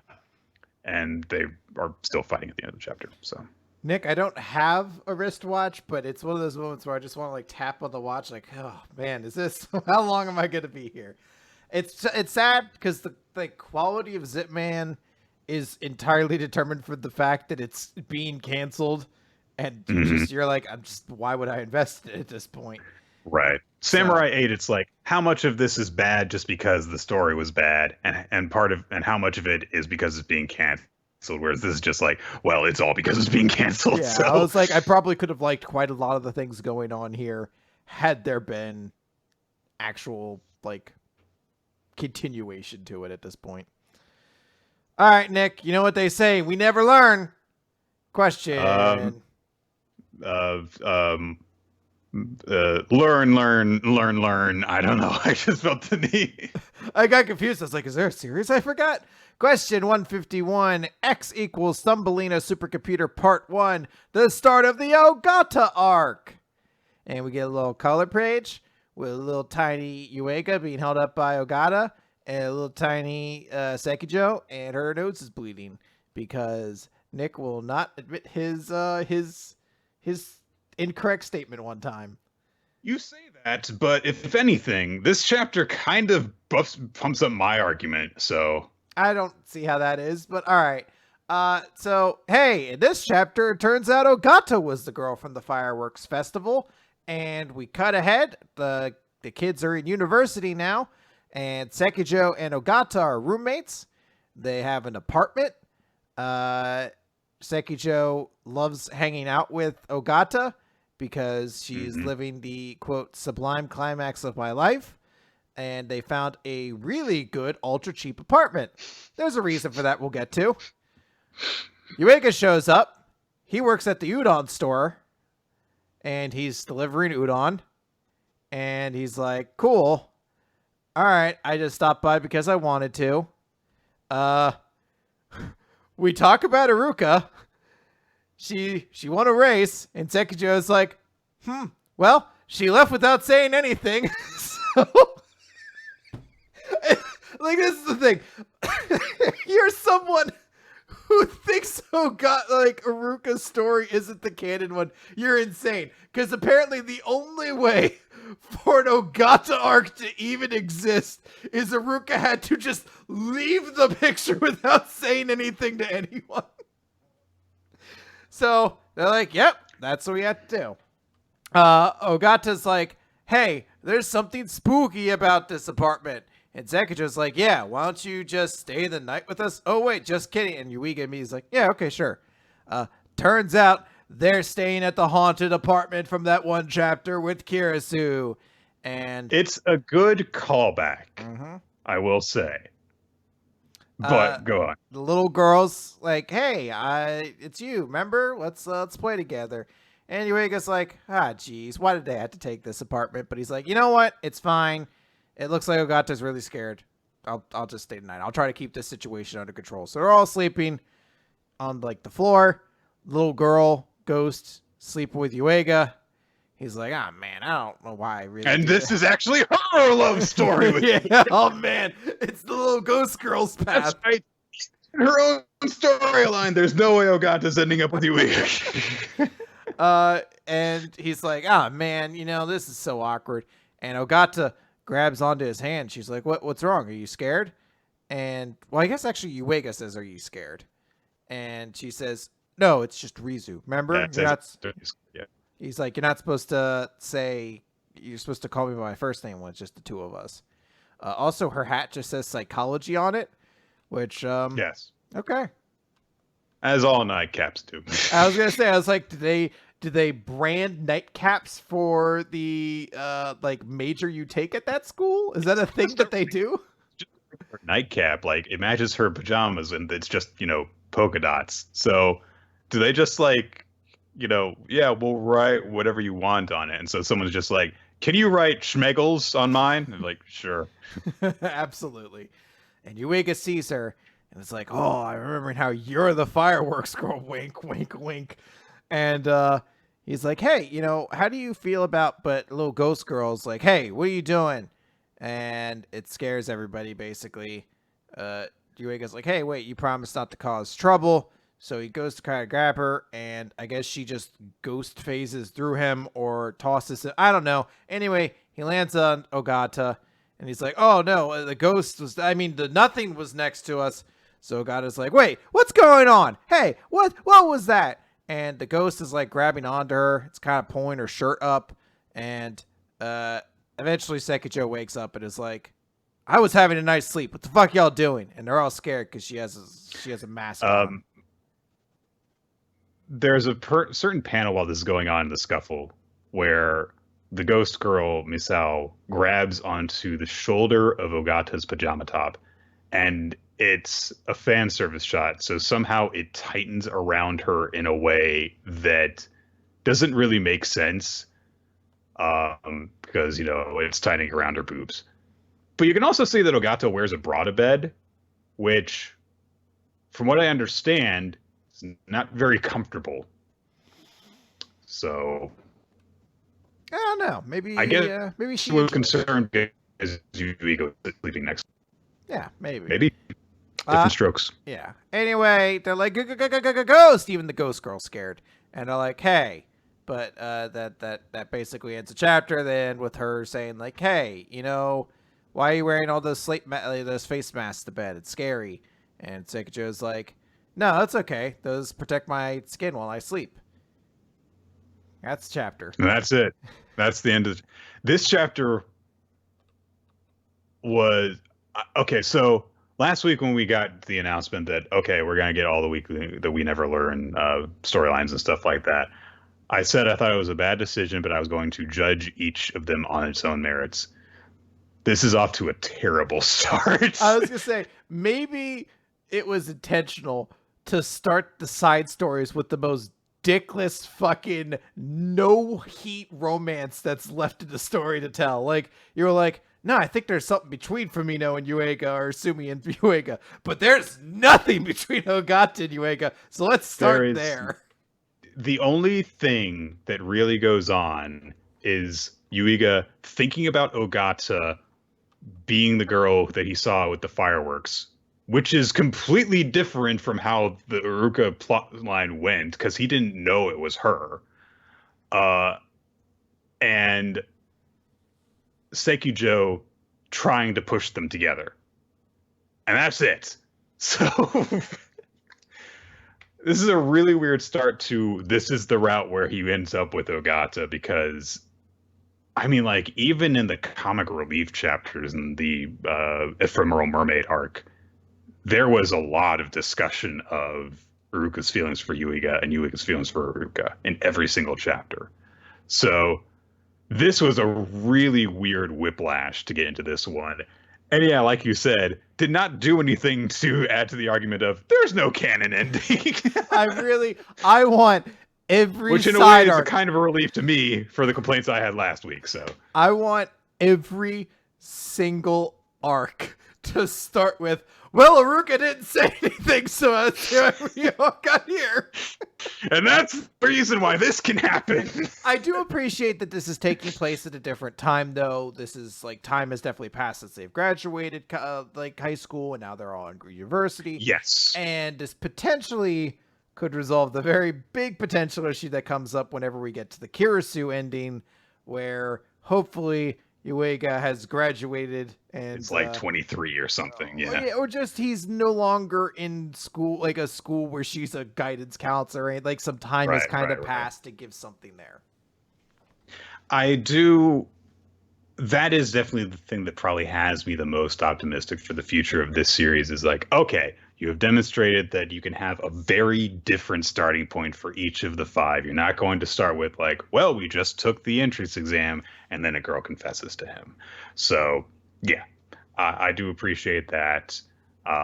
This in itself was a very bad start to this concept because it was a random fucking chapter, which now that I think about it, am beginning to suspect was just because this plot line would have been too short without some padding.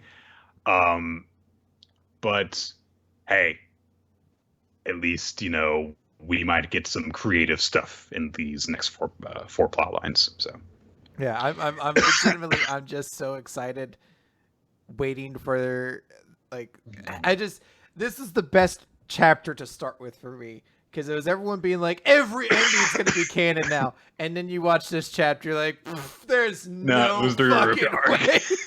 You're like, if you're going to try to tell me this has anywhere near the same level of depth as the other one, then... I mean, yeah, I think that, you make a point of, like, the order of things that definitely does take away from, like, oh, yeah, you get to decide which one's the canon ending. When of course, it was always going to be the case that some of these stories were going to be more convincing or better, more satisfying than others. And that's going to be an entirely subjective thing. And let me fucking tell you, your favorite ending's probably just going to be the one where your preferred love interest for Yuiga is the one that winds up with him. But yeah, it was always going to be the case that some were just going to be better stories than others because you have to do 5 of them and they're not all going to be exactly the same quality. So and you know what? There's still tons of time. Maybe they turn this around. It doesn't sound like they're short this stories. Might be the best one. Yeah. I mean, it just maybe has a really weak start. So maybe they get a lot of ground covered. Start off with let's start the Dr. Stone chapter. Z equals 143. Ryusui versus Senku. Reporter girl. Minami. Oh, Minami. Her name's Minami. Minami. Making up for the past 2 weeks of me just calling her reporter. Minami. Yeah. Old news Minami, as they called her. So she has a voice recorder now, like a sort of phonograph. So she can actually record like stories into it now. The weird part of this is that she's like speaking out of the panel and like striking very unnatural poses while doing so that indicate she's like speaking to a camera. So I guess old habits die hard because she was a TV reporter. Or old habits really die hard because she's not a disembodied devil bat logo to explain to us, the audience, everything that's happening. Yeah, where's Mecha Senku to do this? Like, it was a moment where I read this chapter, I was just like, ah, yes, I can remember midway through the final tournament for the Kanto region, they would sometimes still start and be like, here's what a touchdown is. Like, yeah, I guess this country still doesn't really get the rules. There were so many mascots in that series by the end. Here's what a field goal does. So basically, Minami is going around to the different members of the new crew of the Perseus, interviewing them and catching up with them on different things. Basically, what they're thinking about in this moment. And also, hey, we get to see Minami kind of have a little bit of an actual, rapport developing with some of them as opposed to just they are talking about stuff. So it's like, hey, this is also character relationship development too. So, and also we established that, hey, Suika was actually,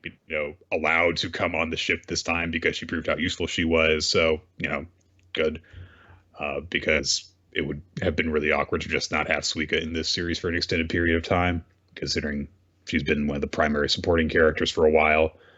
I like also that Kaseki and Chrome are just talking about like, oh, you're using the voice recorder we made. Cool. Isn't it cool? This is how it works. This is just being a couple of nerds. And then she starts talking to Kirisame, and she's like, you're in a relationship with Kinro now. This is a ship that's in this series. It's happening. Okay. Okie dokie then. All right. Matsukaze is talking a bit about Ginro, who apparently is now feeling really weird about having Matsukaze around. And I guess it's just a matter of like, he's already bored of lording over people because he's getting cabin fever. Then we get just a photograph of the ocean with the Persia superimposed in the corner. It's very nice looking. I don't buy for a second that this is anything other than a black and whited photograph. If this is actually a drawing, holy shit, good fucking job. And just after Ginro had the whole thing of like, it's so boring on this ship, well, they run into a fucking storm, and so things get chaotic, and they have to deal with a lot of stuff happening on the ship. And then we get what the chapter title was pointing us towards, which is a big disagreement between Senku and Ryusui, who are disagreeing over the length of time it's going to take for them to traverse the Pacific Ocean. Ryusui says it'll take 70 days. Senku says it'll take 40 days. Taiju immediately breaks them up because he thinks that they're fighting, and they're like, no, we're discussing this. And poor, stupid Taiju is like, this Senku dissed you? He's so stupid. But he's like, don't fight, it's bad. So they're disagreeing over the route that they can take. Ryusui explains that a straight route called a rum line, it would be the fastest route, and it'll take them 70 days to follow it. They basically are going to follow a latitude line across the ocean. And Senku says, no, that's wrong. The shortest route would actually be if we curve our route like this. And he explains, like, see, this will be shorter if we do that. And they basically get out a big globe, and the globe that they had before in the previous chapter, and take out ropes to demonstrate, yes, this route will actually be shorter. So they're like, all right, yeah, I guess that's how planes fly across the globe. And so Senku's like, so this is what's called the Great Circle Sailing Route. So we'll take the shortcut and we'll get there faster. Don't you agree, Kohaku's ass? That's not Kohaku, actually. That's it's Nikki, I think. I don't know. It's a girl's ass that is in the middle of the shot. Look, again, Boichi gets bored sometimes. Well, I mean, look, it's kind of confusing too, because we have the introduction to this whole chapter being an interview with the cast, and then it's like, well, yeah, but everyone came. Like, so we specifically introduced to several people, and I was like, oh, this is interesting. No Kohaku. Much smaller cast, much smaller crew. I was like, no Francois, no Nikki, no Ukyo, and then all of them are here. Every single one of those characters is also on the ship, and you're just like, all right, I guess. Minami scrapped those other interviews. Didn't get any juicy gossip to get. She's like, the fuck am I going to interview the fucking ear guy about? Who cares? They get into a pretty big disagreement, Ryusui and Senku do. Because Ryusui's like, listen, this is, it's dangerous if we take that Great Circle route. We've got, our sailors are, mostly amateurs, and you need a lot of skill to take that route. So this is going to take 70 days. I'm just being realistic. And Senku says, the corn that we're going to get won't make it in time. If we get there in 40 days, we'll get in during autumn. The corn will be past a little rough, but they'll actually be good for our needs. But if we go there in 70 days, it'll be winter. Time will be up. We'll have to waste an entire year in this fight against Wymax. We've got to get there in 40 days. I'm a scientist. I'm just being logical. So Chrome's like, so they're basically both right. I was like, yeah, so, Ryusui's looking out for everyone. Senku is being logical and being, like, goal-oriented. So Gen is like, ooh, well, okay. Well, I don't like working really hard, so I'm with Ryusui. And Kaku's like, I want to get there fast, so I'm with Senku. So, for their different reasons, they're taking sides, but it's not like the crew gets split up over this or anything like that. It's just the four of them that we have disagreeing over this. Ryusui is like, listen, we could shave off 10 days here. So that's, but I'm still staying up for the crew on this. That's the most that I'm willing to bargain with you on this. And you'd think like, oh, okay, friendship won the day, and they managed to, come to an agreement. And Senku's still like, no, we've got to get that cord. We need to get there in 40 days. So they're both like, they get this like big bare-chested showdown between them, which I like that you only see Ryusui's giant muscles, and Senku's just like, just show him from the back. He's not nearly as... He's the guy that Kevin Dunn would make wear a shirt because he doesn't have a good body. Yeah. So they're like, all right, it's a showdown between them. And somehow, don't ask me how, but somehow they decide that the way to settle this is for them to play poker. And so they get dressed up in their snazzy clothing, which I guess they brought along with them on this voyage for some reason. And Ukyo's the dealer at a poker table. I don't know where they came from, but they're ready to do this. And so Senku's like, why did we dress in fancy clothes for this? And Ryusui's like, because we have to make this a formal affair, and show off for the audience. And that way they'll be more inclined to actually obey the winner's wishes. And that's going to be me. And Gen jumps in at this point and he's like, sorry, but I'm aligning with Ryusui on this. And he's also dressed up and he's getting ready to play poker as well. And Senku's like, this guy's going to cheat. And Gen's like, no, I'm not. But Kohaku comes in and she's got a fancy dress on. She's like, no lopsided teams. I'm joining Senku because I wanted to go on his route. And Senku's like, okay, well, with your strong eyesight, you'll be able to follow if Gen tries to cheat. So it's a showdown, a freaking casino battle between Senku, Kohaku, and Ryusui and Gen. And everyone's like, oh, wow, cool. And I don't know how the fuck we got to this point, but fuck it. I'm into this because Inagaki does some cool things whenever there are, these card playing scenes. It reminds me of a lot of stuff that Hiruma would do in Aisho 21. So yeah. An odd turn, but I'm into it. Chainsaw Man. Brum, brum, brum, brum, brum. Chapter 62, Super Mess. A fight occurs between Chuanchi and Hound. Hound. That was his name. That was his nickname. Hound. But she very quickly kicks him through the window or throws him through the window, and he lands on a car. It's very important. More fighting between Chuanchi and her demons and the assassin who showed up there. One of them spits fire at him. He dodges around it and shoots at her, but she blocks it with her arm. Chuanchi grabs the assassin and throws him through the window, and he lands on a car. I'm not sure if it's the same car or not. It looks like the same car that the Hound had just landed on, which he's already up and walking around, so he seems to be fine. So he just goes, ow, so he's okay. Yeah. We see the Violence Devil fighting with some of the puppets, chopping their heads off and stuff, and he's like, Kabeni, are you okay? He's looking out through the window, just like, my car. This poor girl. Power tries to hold the other devil hostage, and she's like, hey, stay back or I'll kill her. Also let Denji go. Priorities. Chuanchi tries to flirt with Power into getting her to let go of her other girlfriend, and Power calls her a cheater. Lance emerges from the ground and headbutts the devil who had gotten free.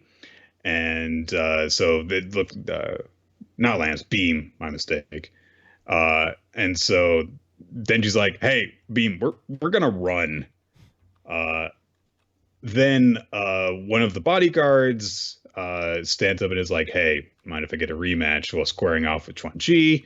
They exchange some strikes and blocks and dodges, and he lands a really good fucking kick on her fucking face and leaves a big bruise. And he just says, after they back off from each other, if you hit me directly, that'd kill me. You don't have human strength.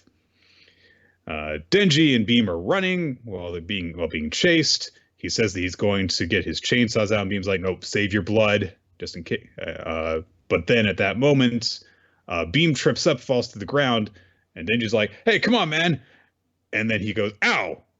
And he looks down, and there's a nail sticking through his foot. And he's like, oh, I stepped on a nail. And it turns out that the apprentice was posing as one of the corpses on the ground, stuck him with the last nail, and he gets pulled up into the air, and his body is pulled into a crucifix position, and the gates of hell from Bleach emerge and do something to him. So he gets really insanely fucked up by this. I don't really see exactly what happens to him. It looks like some skulls bite into his shoulders, maybe. And he falls to the ground in a bloody heap as the apprentice stands up and kicks Beam in the face, and that is where the chapter ends. Told you all, it's Bleach, guys. Come on. It's a fun little chapter, a lot of little cool parts. I do enjoy Beam being like, oh, amazing, you're floating, as he's like, I can't stop this, and then just gets immediately crucified. I just love Beam being like, oh, it's so cool, you're so awesome, you're floating. So many characters in the series are idiots. This kind of thing, like this ability to inject the humor into these very heavy action sequences that are very low on dialogue, but then almost every time that someone speaks is for the purpose of a joke.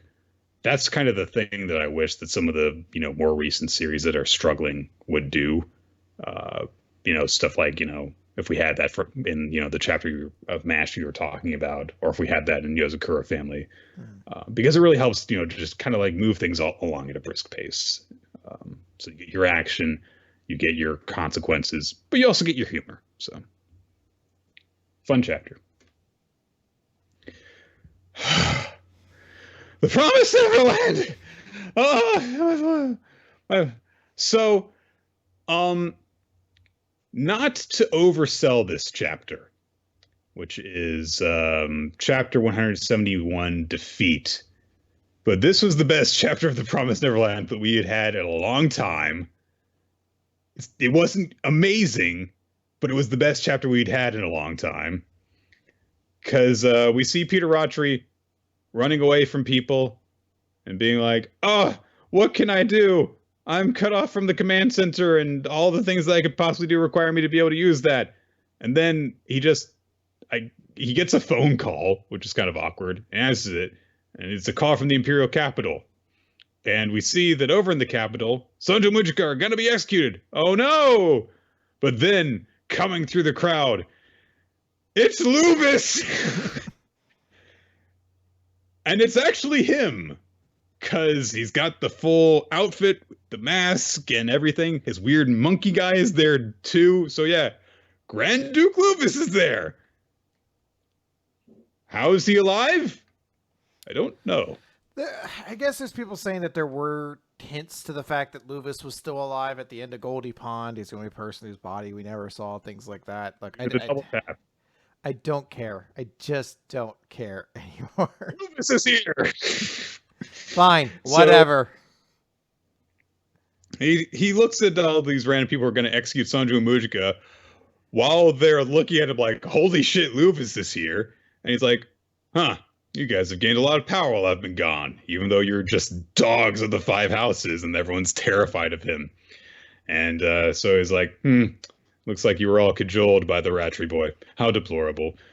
He looks down at Sanju, who looks at him with a big grimace, and he's like, oh, it's been a long time. And then he claws Sanju across the chest, and he's like, this is the evil blood. This is the thing that you feared and hated. He puts it in a goblet because he's fancy like that, and then he drinks from the goblet. And everyone's like, oh my god, he's drinking tainted blood. And he's like, this isn't a poison. That was a falsehood that was created by my sister, Legra Valima. Ah, so Legra Valima was his sister. Okay, yeah, got it. That was a detail we may have learned at some point or another. It doesn't matter. Luvis is here. And he's like, this blood can cure you. of the degeneration. You don't need to eat humans anymore. 700 years ago, the queen and the aristocrats misinformed everyone that it was toxic. It was all for their greed and reign. The power of the evil blood was inconvenient to rule the citizens with an iron fist. I was like, how can this be? And he's like, we, the royal family and the 5 regent houses, devour the evil blood long ago and obtained bodies that don't degenerate while all the citizens were starving. It was not needed. Once the evil blooded shared their blood in order to save the citizens, they were killed for it. But now, for the same reasons, they're about to be killed by the greedy government. Do you want to kill them? They aren't traitors. They are heroes who tried to save you. And Sanju's like, why? And he's like, he thinks to himself, he's always said that the promise and the farms were annoying. He had zero interest in politics, and yet he's here now. And Lewis is just like, you're right. This is completely out of character for me. But he says, I've, abandoned all my responsibilities for all this time. But now I'm at a point where I can't just look the other way anymore. But other than that, I guess it's just a whim. And he thinks back to the time where, Emma and the rest all stood against him. And he says, the current government is vassal armies of the 5 regent houses and the farms. And I, Grand Duke Luvis, order for the execution to be canceled for the arrest of the traitors, the leaders of the current government. So Ratri is back in the farm in Gracefield House. And he's like, now even the capital is fallen into enemy hands. There's nothing I can do. I've lost. I've been defeated. It's over. And Emma is standing in front of him with a gun. Alone, somehow? Well, she's the only person who can match his speed. That's just like a thing that's kind of always been sort of a factor. Ratri's mastery of Shunpo has always been well established. Last week you heard him when he was like, Shunpo! And he started. It was hard to tell because he kind of like really echoed it, but he was chant to summon super speed. Mm-hmm. And Emma's like, I know how to do that. And she did. She mimicked it. She said, she was like, just chased that, arms wailing in the sky, chased after him. You look totally ridiculous, Emma. And then he's like, Shabla. One time. Oh, blah! It didn't work, damn it. They tricked me. They made me look like a fool. No reason. I'll get you, Emma. I'll get you. Oh, I've always stood with such dignity. Now I've looked like a fool.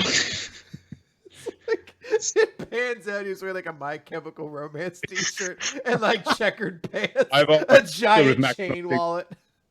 You see that he's got his phone out. He's been tweeting from the Trapped official account all day.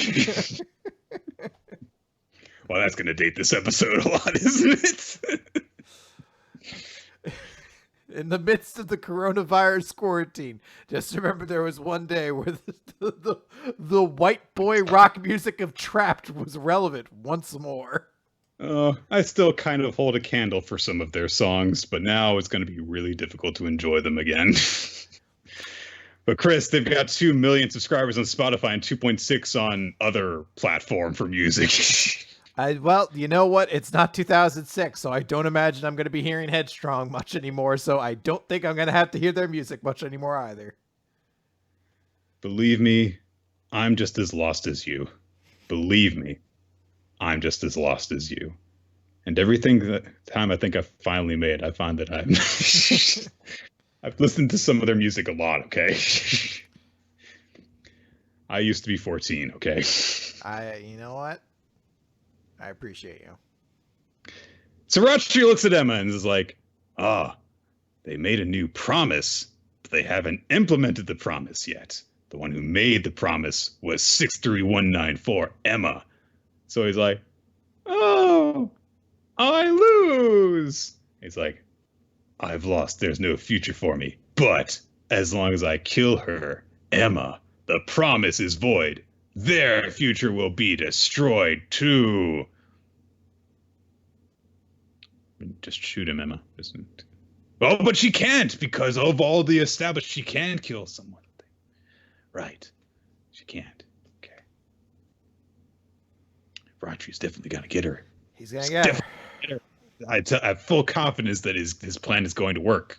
Everything else he's done has been going so spectacularly. So successful until the last chapter, yeah. All right, let's talk about Black Clover. Page 243, Devil Host versus Devil Host. I want to talk a lot about One Piece, so I'm not going to cut it. It takes a lot of time on this. Essentially, not a lot happens in this. Like 4 important things happen, but otherwise we're at the same point we were before, where Asta is threatening the Dark Triad guy. Gauch can still live. We find out the name of Asta's devil is Lucifero, or at least that's suggested who it is. Lucifero. And Gray has a big moment of crisis because she realizes that she feels that her magic is so useless that she's the reason why Gauch is dying. Real quick, Lucifero is not actually Asta's devil. It's what's his name's devil. Because he is asking who is that devil. Oh, okay. Sorry, I thought he was saying who is that devil. And Lucifero says, I don't know. If there was a high-ranking devil in this world, it would be Zagred, which is the devil that was the antagonist in the previous arc. But this doesn't seem to be him. Yeah. But they say, with the ability to raise spells, it's probably a low-ranking nobody. But of course, we know that's not the case. So yeah, Gray has a crisis of faith. Gauch is not dead, but might still die because they don't have Nero there to seal the damage. And Asta does his big spin move and actually manages to get some blood. You know, all that for a drop of blood, yeah. et cetera, Avengers reference. That's the chapter. Let's talk about One Piece.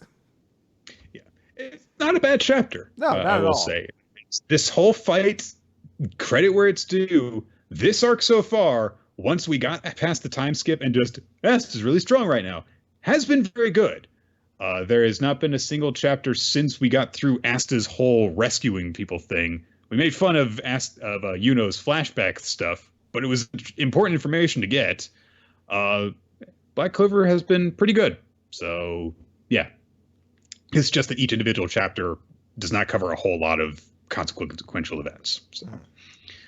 One Piece, chapter 974, Onward to Onigashima.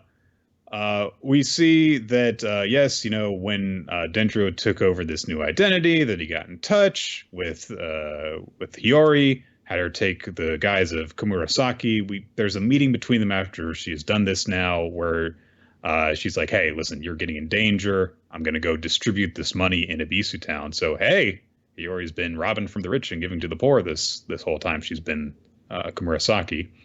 But he says, hey, listen, remember to wear your blood bags under the kimono because Orochi is smitten with you. He has no idea you're Lord Odin's daughter, and I'm sure that must be difficult for you. And when the time comes, we're going to separate Komurasaki from Orochi through death to protect you. We're almost there. We're almost to 20 years. And this was a very recent thing, presumably. This was probably happened basically immediately before they enacted this plan, one would guess. A few months prior, Kaido had met with Orochi. Orochi is like, they're here, they're back. And Kaido's like, really? They escaped through time travel? They escaped from the burning castle? You sure that someone's not just playing a trick on you because you're so scared? And he's like, no, look. And Kaido's like, well, don't kill them. If they're still alive, I've got questions for them after the last 20 years. So there's some other stuff that is going on in terms of, I don't know what's going on with, because Orochi's like, this guy was in a popular theater troupe, but his parents were killed in front of him. Now that he can only act, I made this offer to him. You will live your life as a true Kozuki, and ultimately without a single soul noticing, you will die as a Kozuki. That is the grand role I give for you for the stage. Can you play it for me? And so he's like, oh, his only pleasure is in becoming another person. So I guess because this person is being in shadow this whole time, we're going to have to learn who this person is later. We learn they are. It is in this chapter. Yeah, okay. It's Contra. He's talking to Contra. I didn't make that connection. No, that's okay. They just didn't want to show who it was here until they actually give the reveal. Because Contra strikes a very distinguishable silhouette. So I thought it was like a whole other thing, but no, okay. Yeah, so this is Orochi's plan. He's like, so every time that, I've been doing this, he brought me twice the amount necessary out of the safe. It was only because I had that stockpile that I was able to join with you. The information you brought about that full Odin's raid was helpful too. The part that made him truly insane was at the execution, he was fully prepared to die alongside Odin. He has no mind of his own. He has lived as a perfect vassal of Kozuki until I stopped him and he sent me information all the while. He was so faithful it was almost eerie. And now we cut to the present day, where, of course, we get a little recap of things that have happened so far, both in the past and in the present timeline. And, of course, there's the huge army that is gathered and is ready to go to Onigashima, except, of course, there's a massive storm. How are they possibly going to get across it? And Momonosuke is calling to everyone saying, no, don't go, stop. You're just, committing suicide. But, those that are from the Yakuza 9 that are there are still going to try and get to Onigashima. Shinobu is staying on the coast, holding Momonosuke back. And while he's shouting out to them like, hey, come on, our plan was leaked again. And so they're like, Kinemon says, I didn't want to consider the possibility but it might be that one of us is in league with the enemy. But at this point, I do not even want to know. And, oh gosh, what is her name? Fuck. The female Yakuza 9. God damn it. Okiko. Oh, yeah. I almost called her Otoki, and I was like, no, that's... Because all of these, things have gotten me. But yeah. Kiku said, turns to Kinemon and is like, oh, come on, if this isn't like you. If you aren't prepared to find the traitor, cut him down and move onward, then none of us can do so. And Kinemon's like, well, whoever it is, they won't confess. And then Kanjuro's like, Kiku is right, Kin. Let us clear it all up now. It was me! Didn't really need to, but I guess he's so convinced that this is the moment of triumph that he's just like, ha, I'm gonna, dance on your fucking graves and stuff. So everyone's like, Kanjuro, we all nearly boiled to death in that pot together. And he's like, that's right. Nothing would have completed my role better than to die with you. Ever since I completely lost my will to go on as a child, I've been searching for my place to die. The man you thought I was never existed. I shared joys and sorrows with you all, earning your absolute trust, hating none of you and meaning you no harm. The one thing I did was continually send Lord Orochi information. And they're like, why? He says, my name is Kurozumi Kanjuro. Need I say more? And so, yeah, he says, when our plan first leaked, it wasn't because of one of Law's subordinates. And, there was, of course, Yasuye who improvised and he changed the plan. But, of course, I just leaked the changed plan, so his death was in vain. And Zoe, you shouldn't have been able to reach it without a Viva card. But didn't you think it was suspicious when Jack showed up there, Dogstorm? Why didn't you suspect any of us? Why didn't you suspect your own until it came to this? It shouldn't have made sense to you. None of it. This entire time. It's just like Lord Orochi said. There's a little boat. It's not him saying this, but a huge fleet shows up of Kaido's ships, and they're all intercepting the little rowboats that the Yakuza 9 are on. They're like, ha ha ha! And our spy is with them. Is that you? And Kinemon, of course, is really pissed off. He slices straight through Kanjuro's face, and Kanjuro just stands there with his head falling off and says, I could have kept my secret and sunk to the bottom of the sea with you, true to my role to the very end. But Lord Orochi stopped me. He said, well done. The final act is finished. And he's on the coast instead of Shinobu saying, once I bring Momonosuke to Onigashima, that is. And they're like, why is he back there? And of course, it's a painting that he made. And everyone's like, but the Kanjuro we knew couldn't paint that well. So he's been pretending to be a bad artist the whole time, Chris. That bastard. That's what I'm doing too. I'm not naturally a bad artist. I'm just pretending to until the correct opportune time to reveal my skills. But of course, that does imply hey, there's a whole lot of stuff he could have pulled off if he just hid that ability from people. He could have disguised himself. He could have summoned illusions that were really convincing. All sorts of different things that we don't really have. This is what he did yet. There were some people in the Discord who were saying here's some things that, don't match what he was saying. So, he was basically playing down his own abilities before when there were the jokes about his drawing ability and the fact that he couldn't do stuff like if water got in them and stuff like that. So,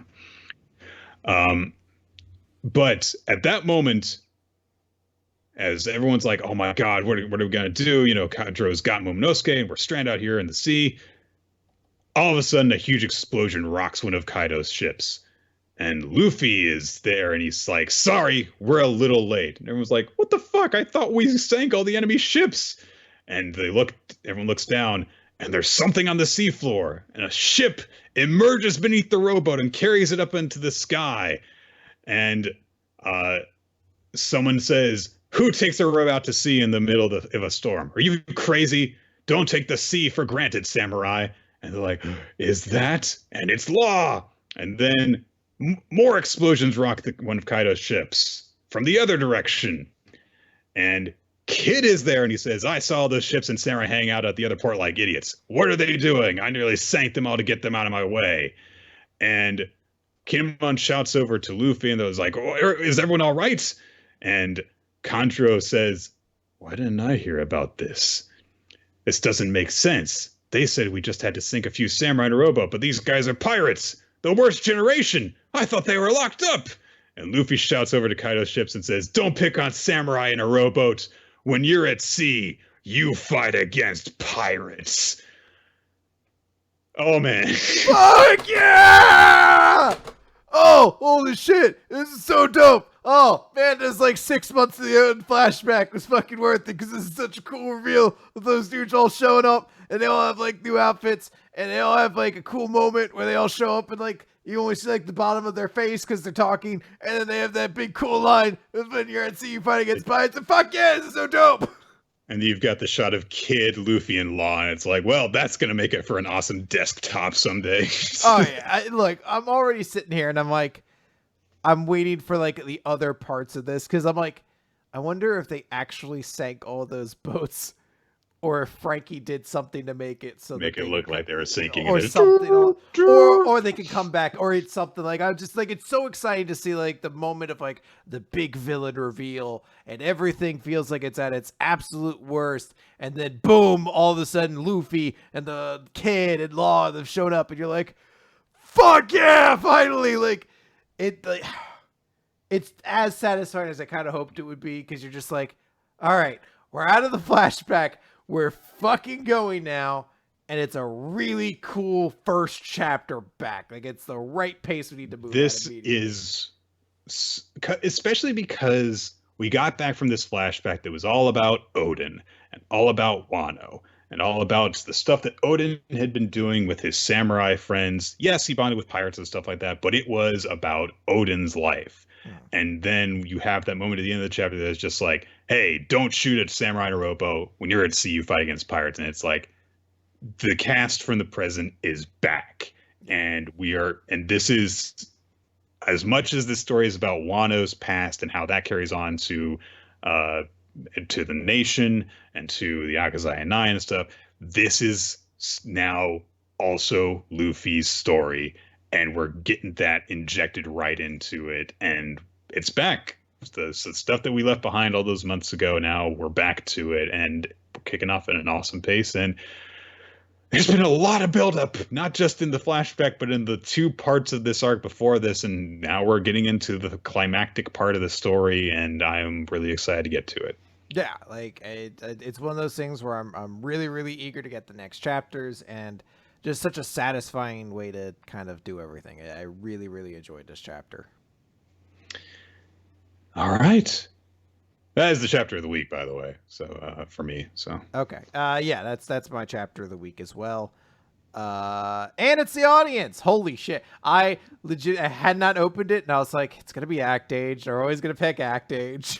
But no, One Piece won this week. Eat shit, nerds. I'm kidding. Kuriyama won that. What was your favorite character, Chris? That's tough. Because look, and even though I just gave it to One Piece, this was a week with a lot of really, really good chapters in it. Part of me wants to go with Twice. Part of me wants to go with Kuriyama. You go first. I'm giving mine to Twice because there's all that emotion with him, and there's the danger that Hawks had hinted towards previously, and now all of that is potentially going to boil over. And there's the sense of betrayal that he has with Hawks. he's the big emotional core of that chapter, and leading up to this big explosion that we know that he's capable of, and what's going to happen next. So without him, that chapter would be much worse. So yeah, you know what? I think instead of twice, I think I'm gonna go with Hawk. No, I don't know. No, it's Luffy, and it's like even though it's the three of them together, I try to think of it. I'm like, Luffy's back. Yeah, I was like that was the biggest like feeling I had this week. So yeah, just even though he literally has his whole face visible in only one panel this week, I was so excited to have Luffy back. Like 3 lines. I was just like, I mean, I guess in a way I could say Contra, but fuck, I'm just gonna say Luffy. I just want to give it to that moment. It's such a great end to that chapter. That one came out of nowhere. Yeah.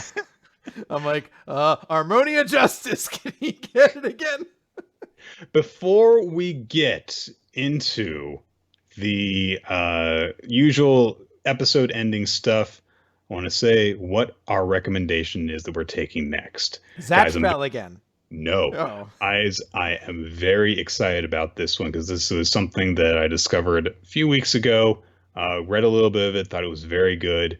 And then at the same time that I had learned about it, I found out that the anime was going to be available on Netflix, and it has just debuted on Netflix. So we're going to be reading the associated manga for Beastars. So that is what we're going to be reading next. All right. Goodbye, everybody. Let's head off. Oh, sure, why not? I don't have to go through all the usual stuff. Thank you to the usual people. Make sure to follow us on Twitter at WMR Podcast, at RollOT, at Nick F. Time. Check out the Discord server, where you can also see the Google Doc that Ninja X3I maintains, where you can keep track of our recommendations like the one that I just said. And also, stuff like audience polls and all that good shit. Thank you to Ninja X3I for maintaining all that stuff. Thank you to Steam Man or Tower Cars. Thank you to Infamous Planet for the live stream video version frame. And thank you to Wensleydale Cheddar and Milo Jack Stillitz for the opening sequence to Weekly Manga Recap. Yeah. That's good to it, everybody. We'll catch you next time. Boop.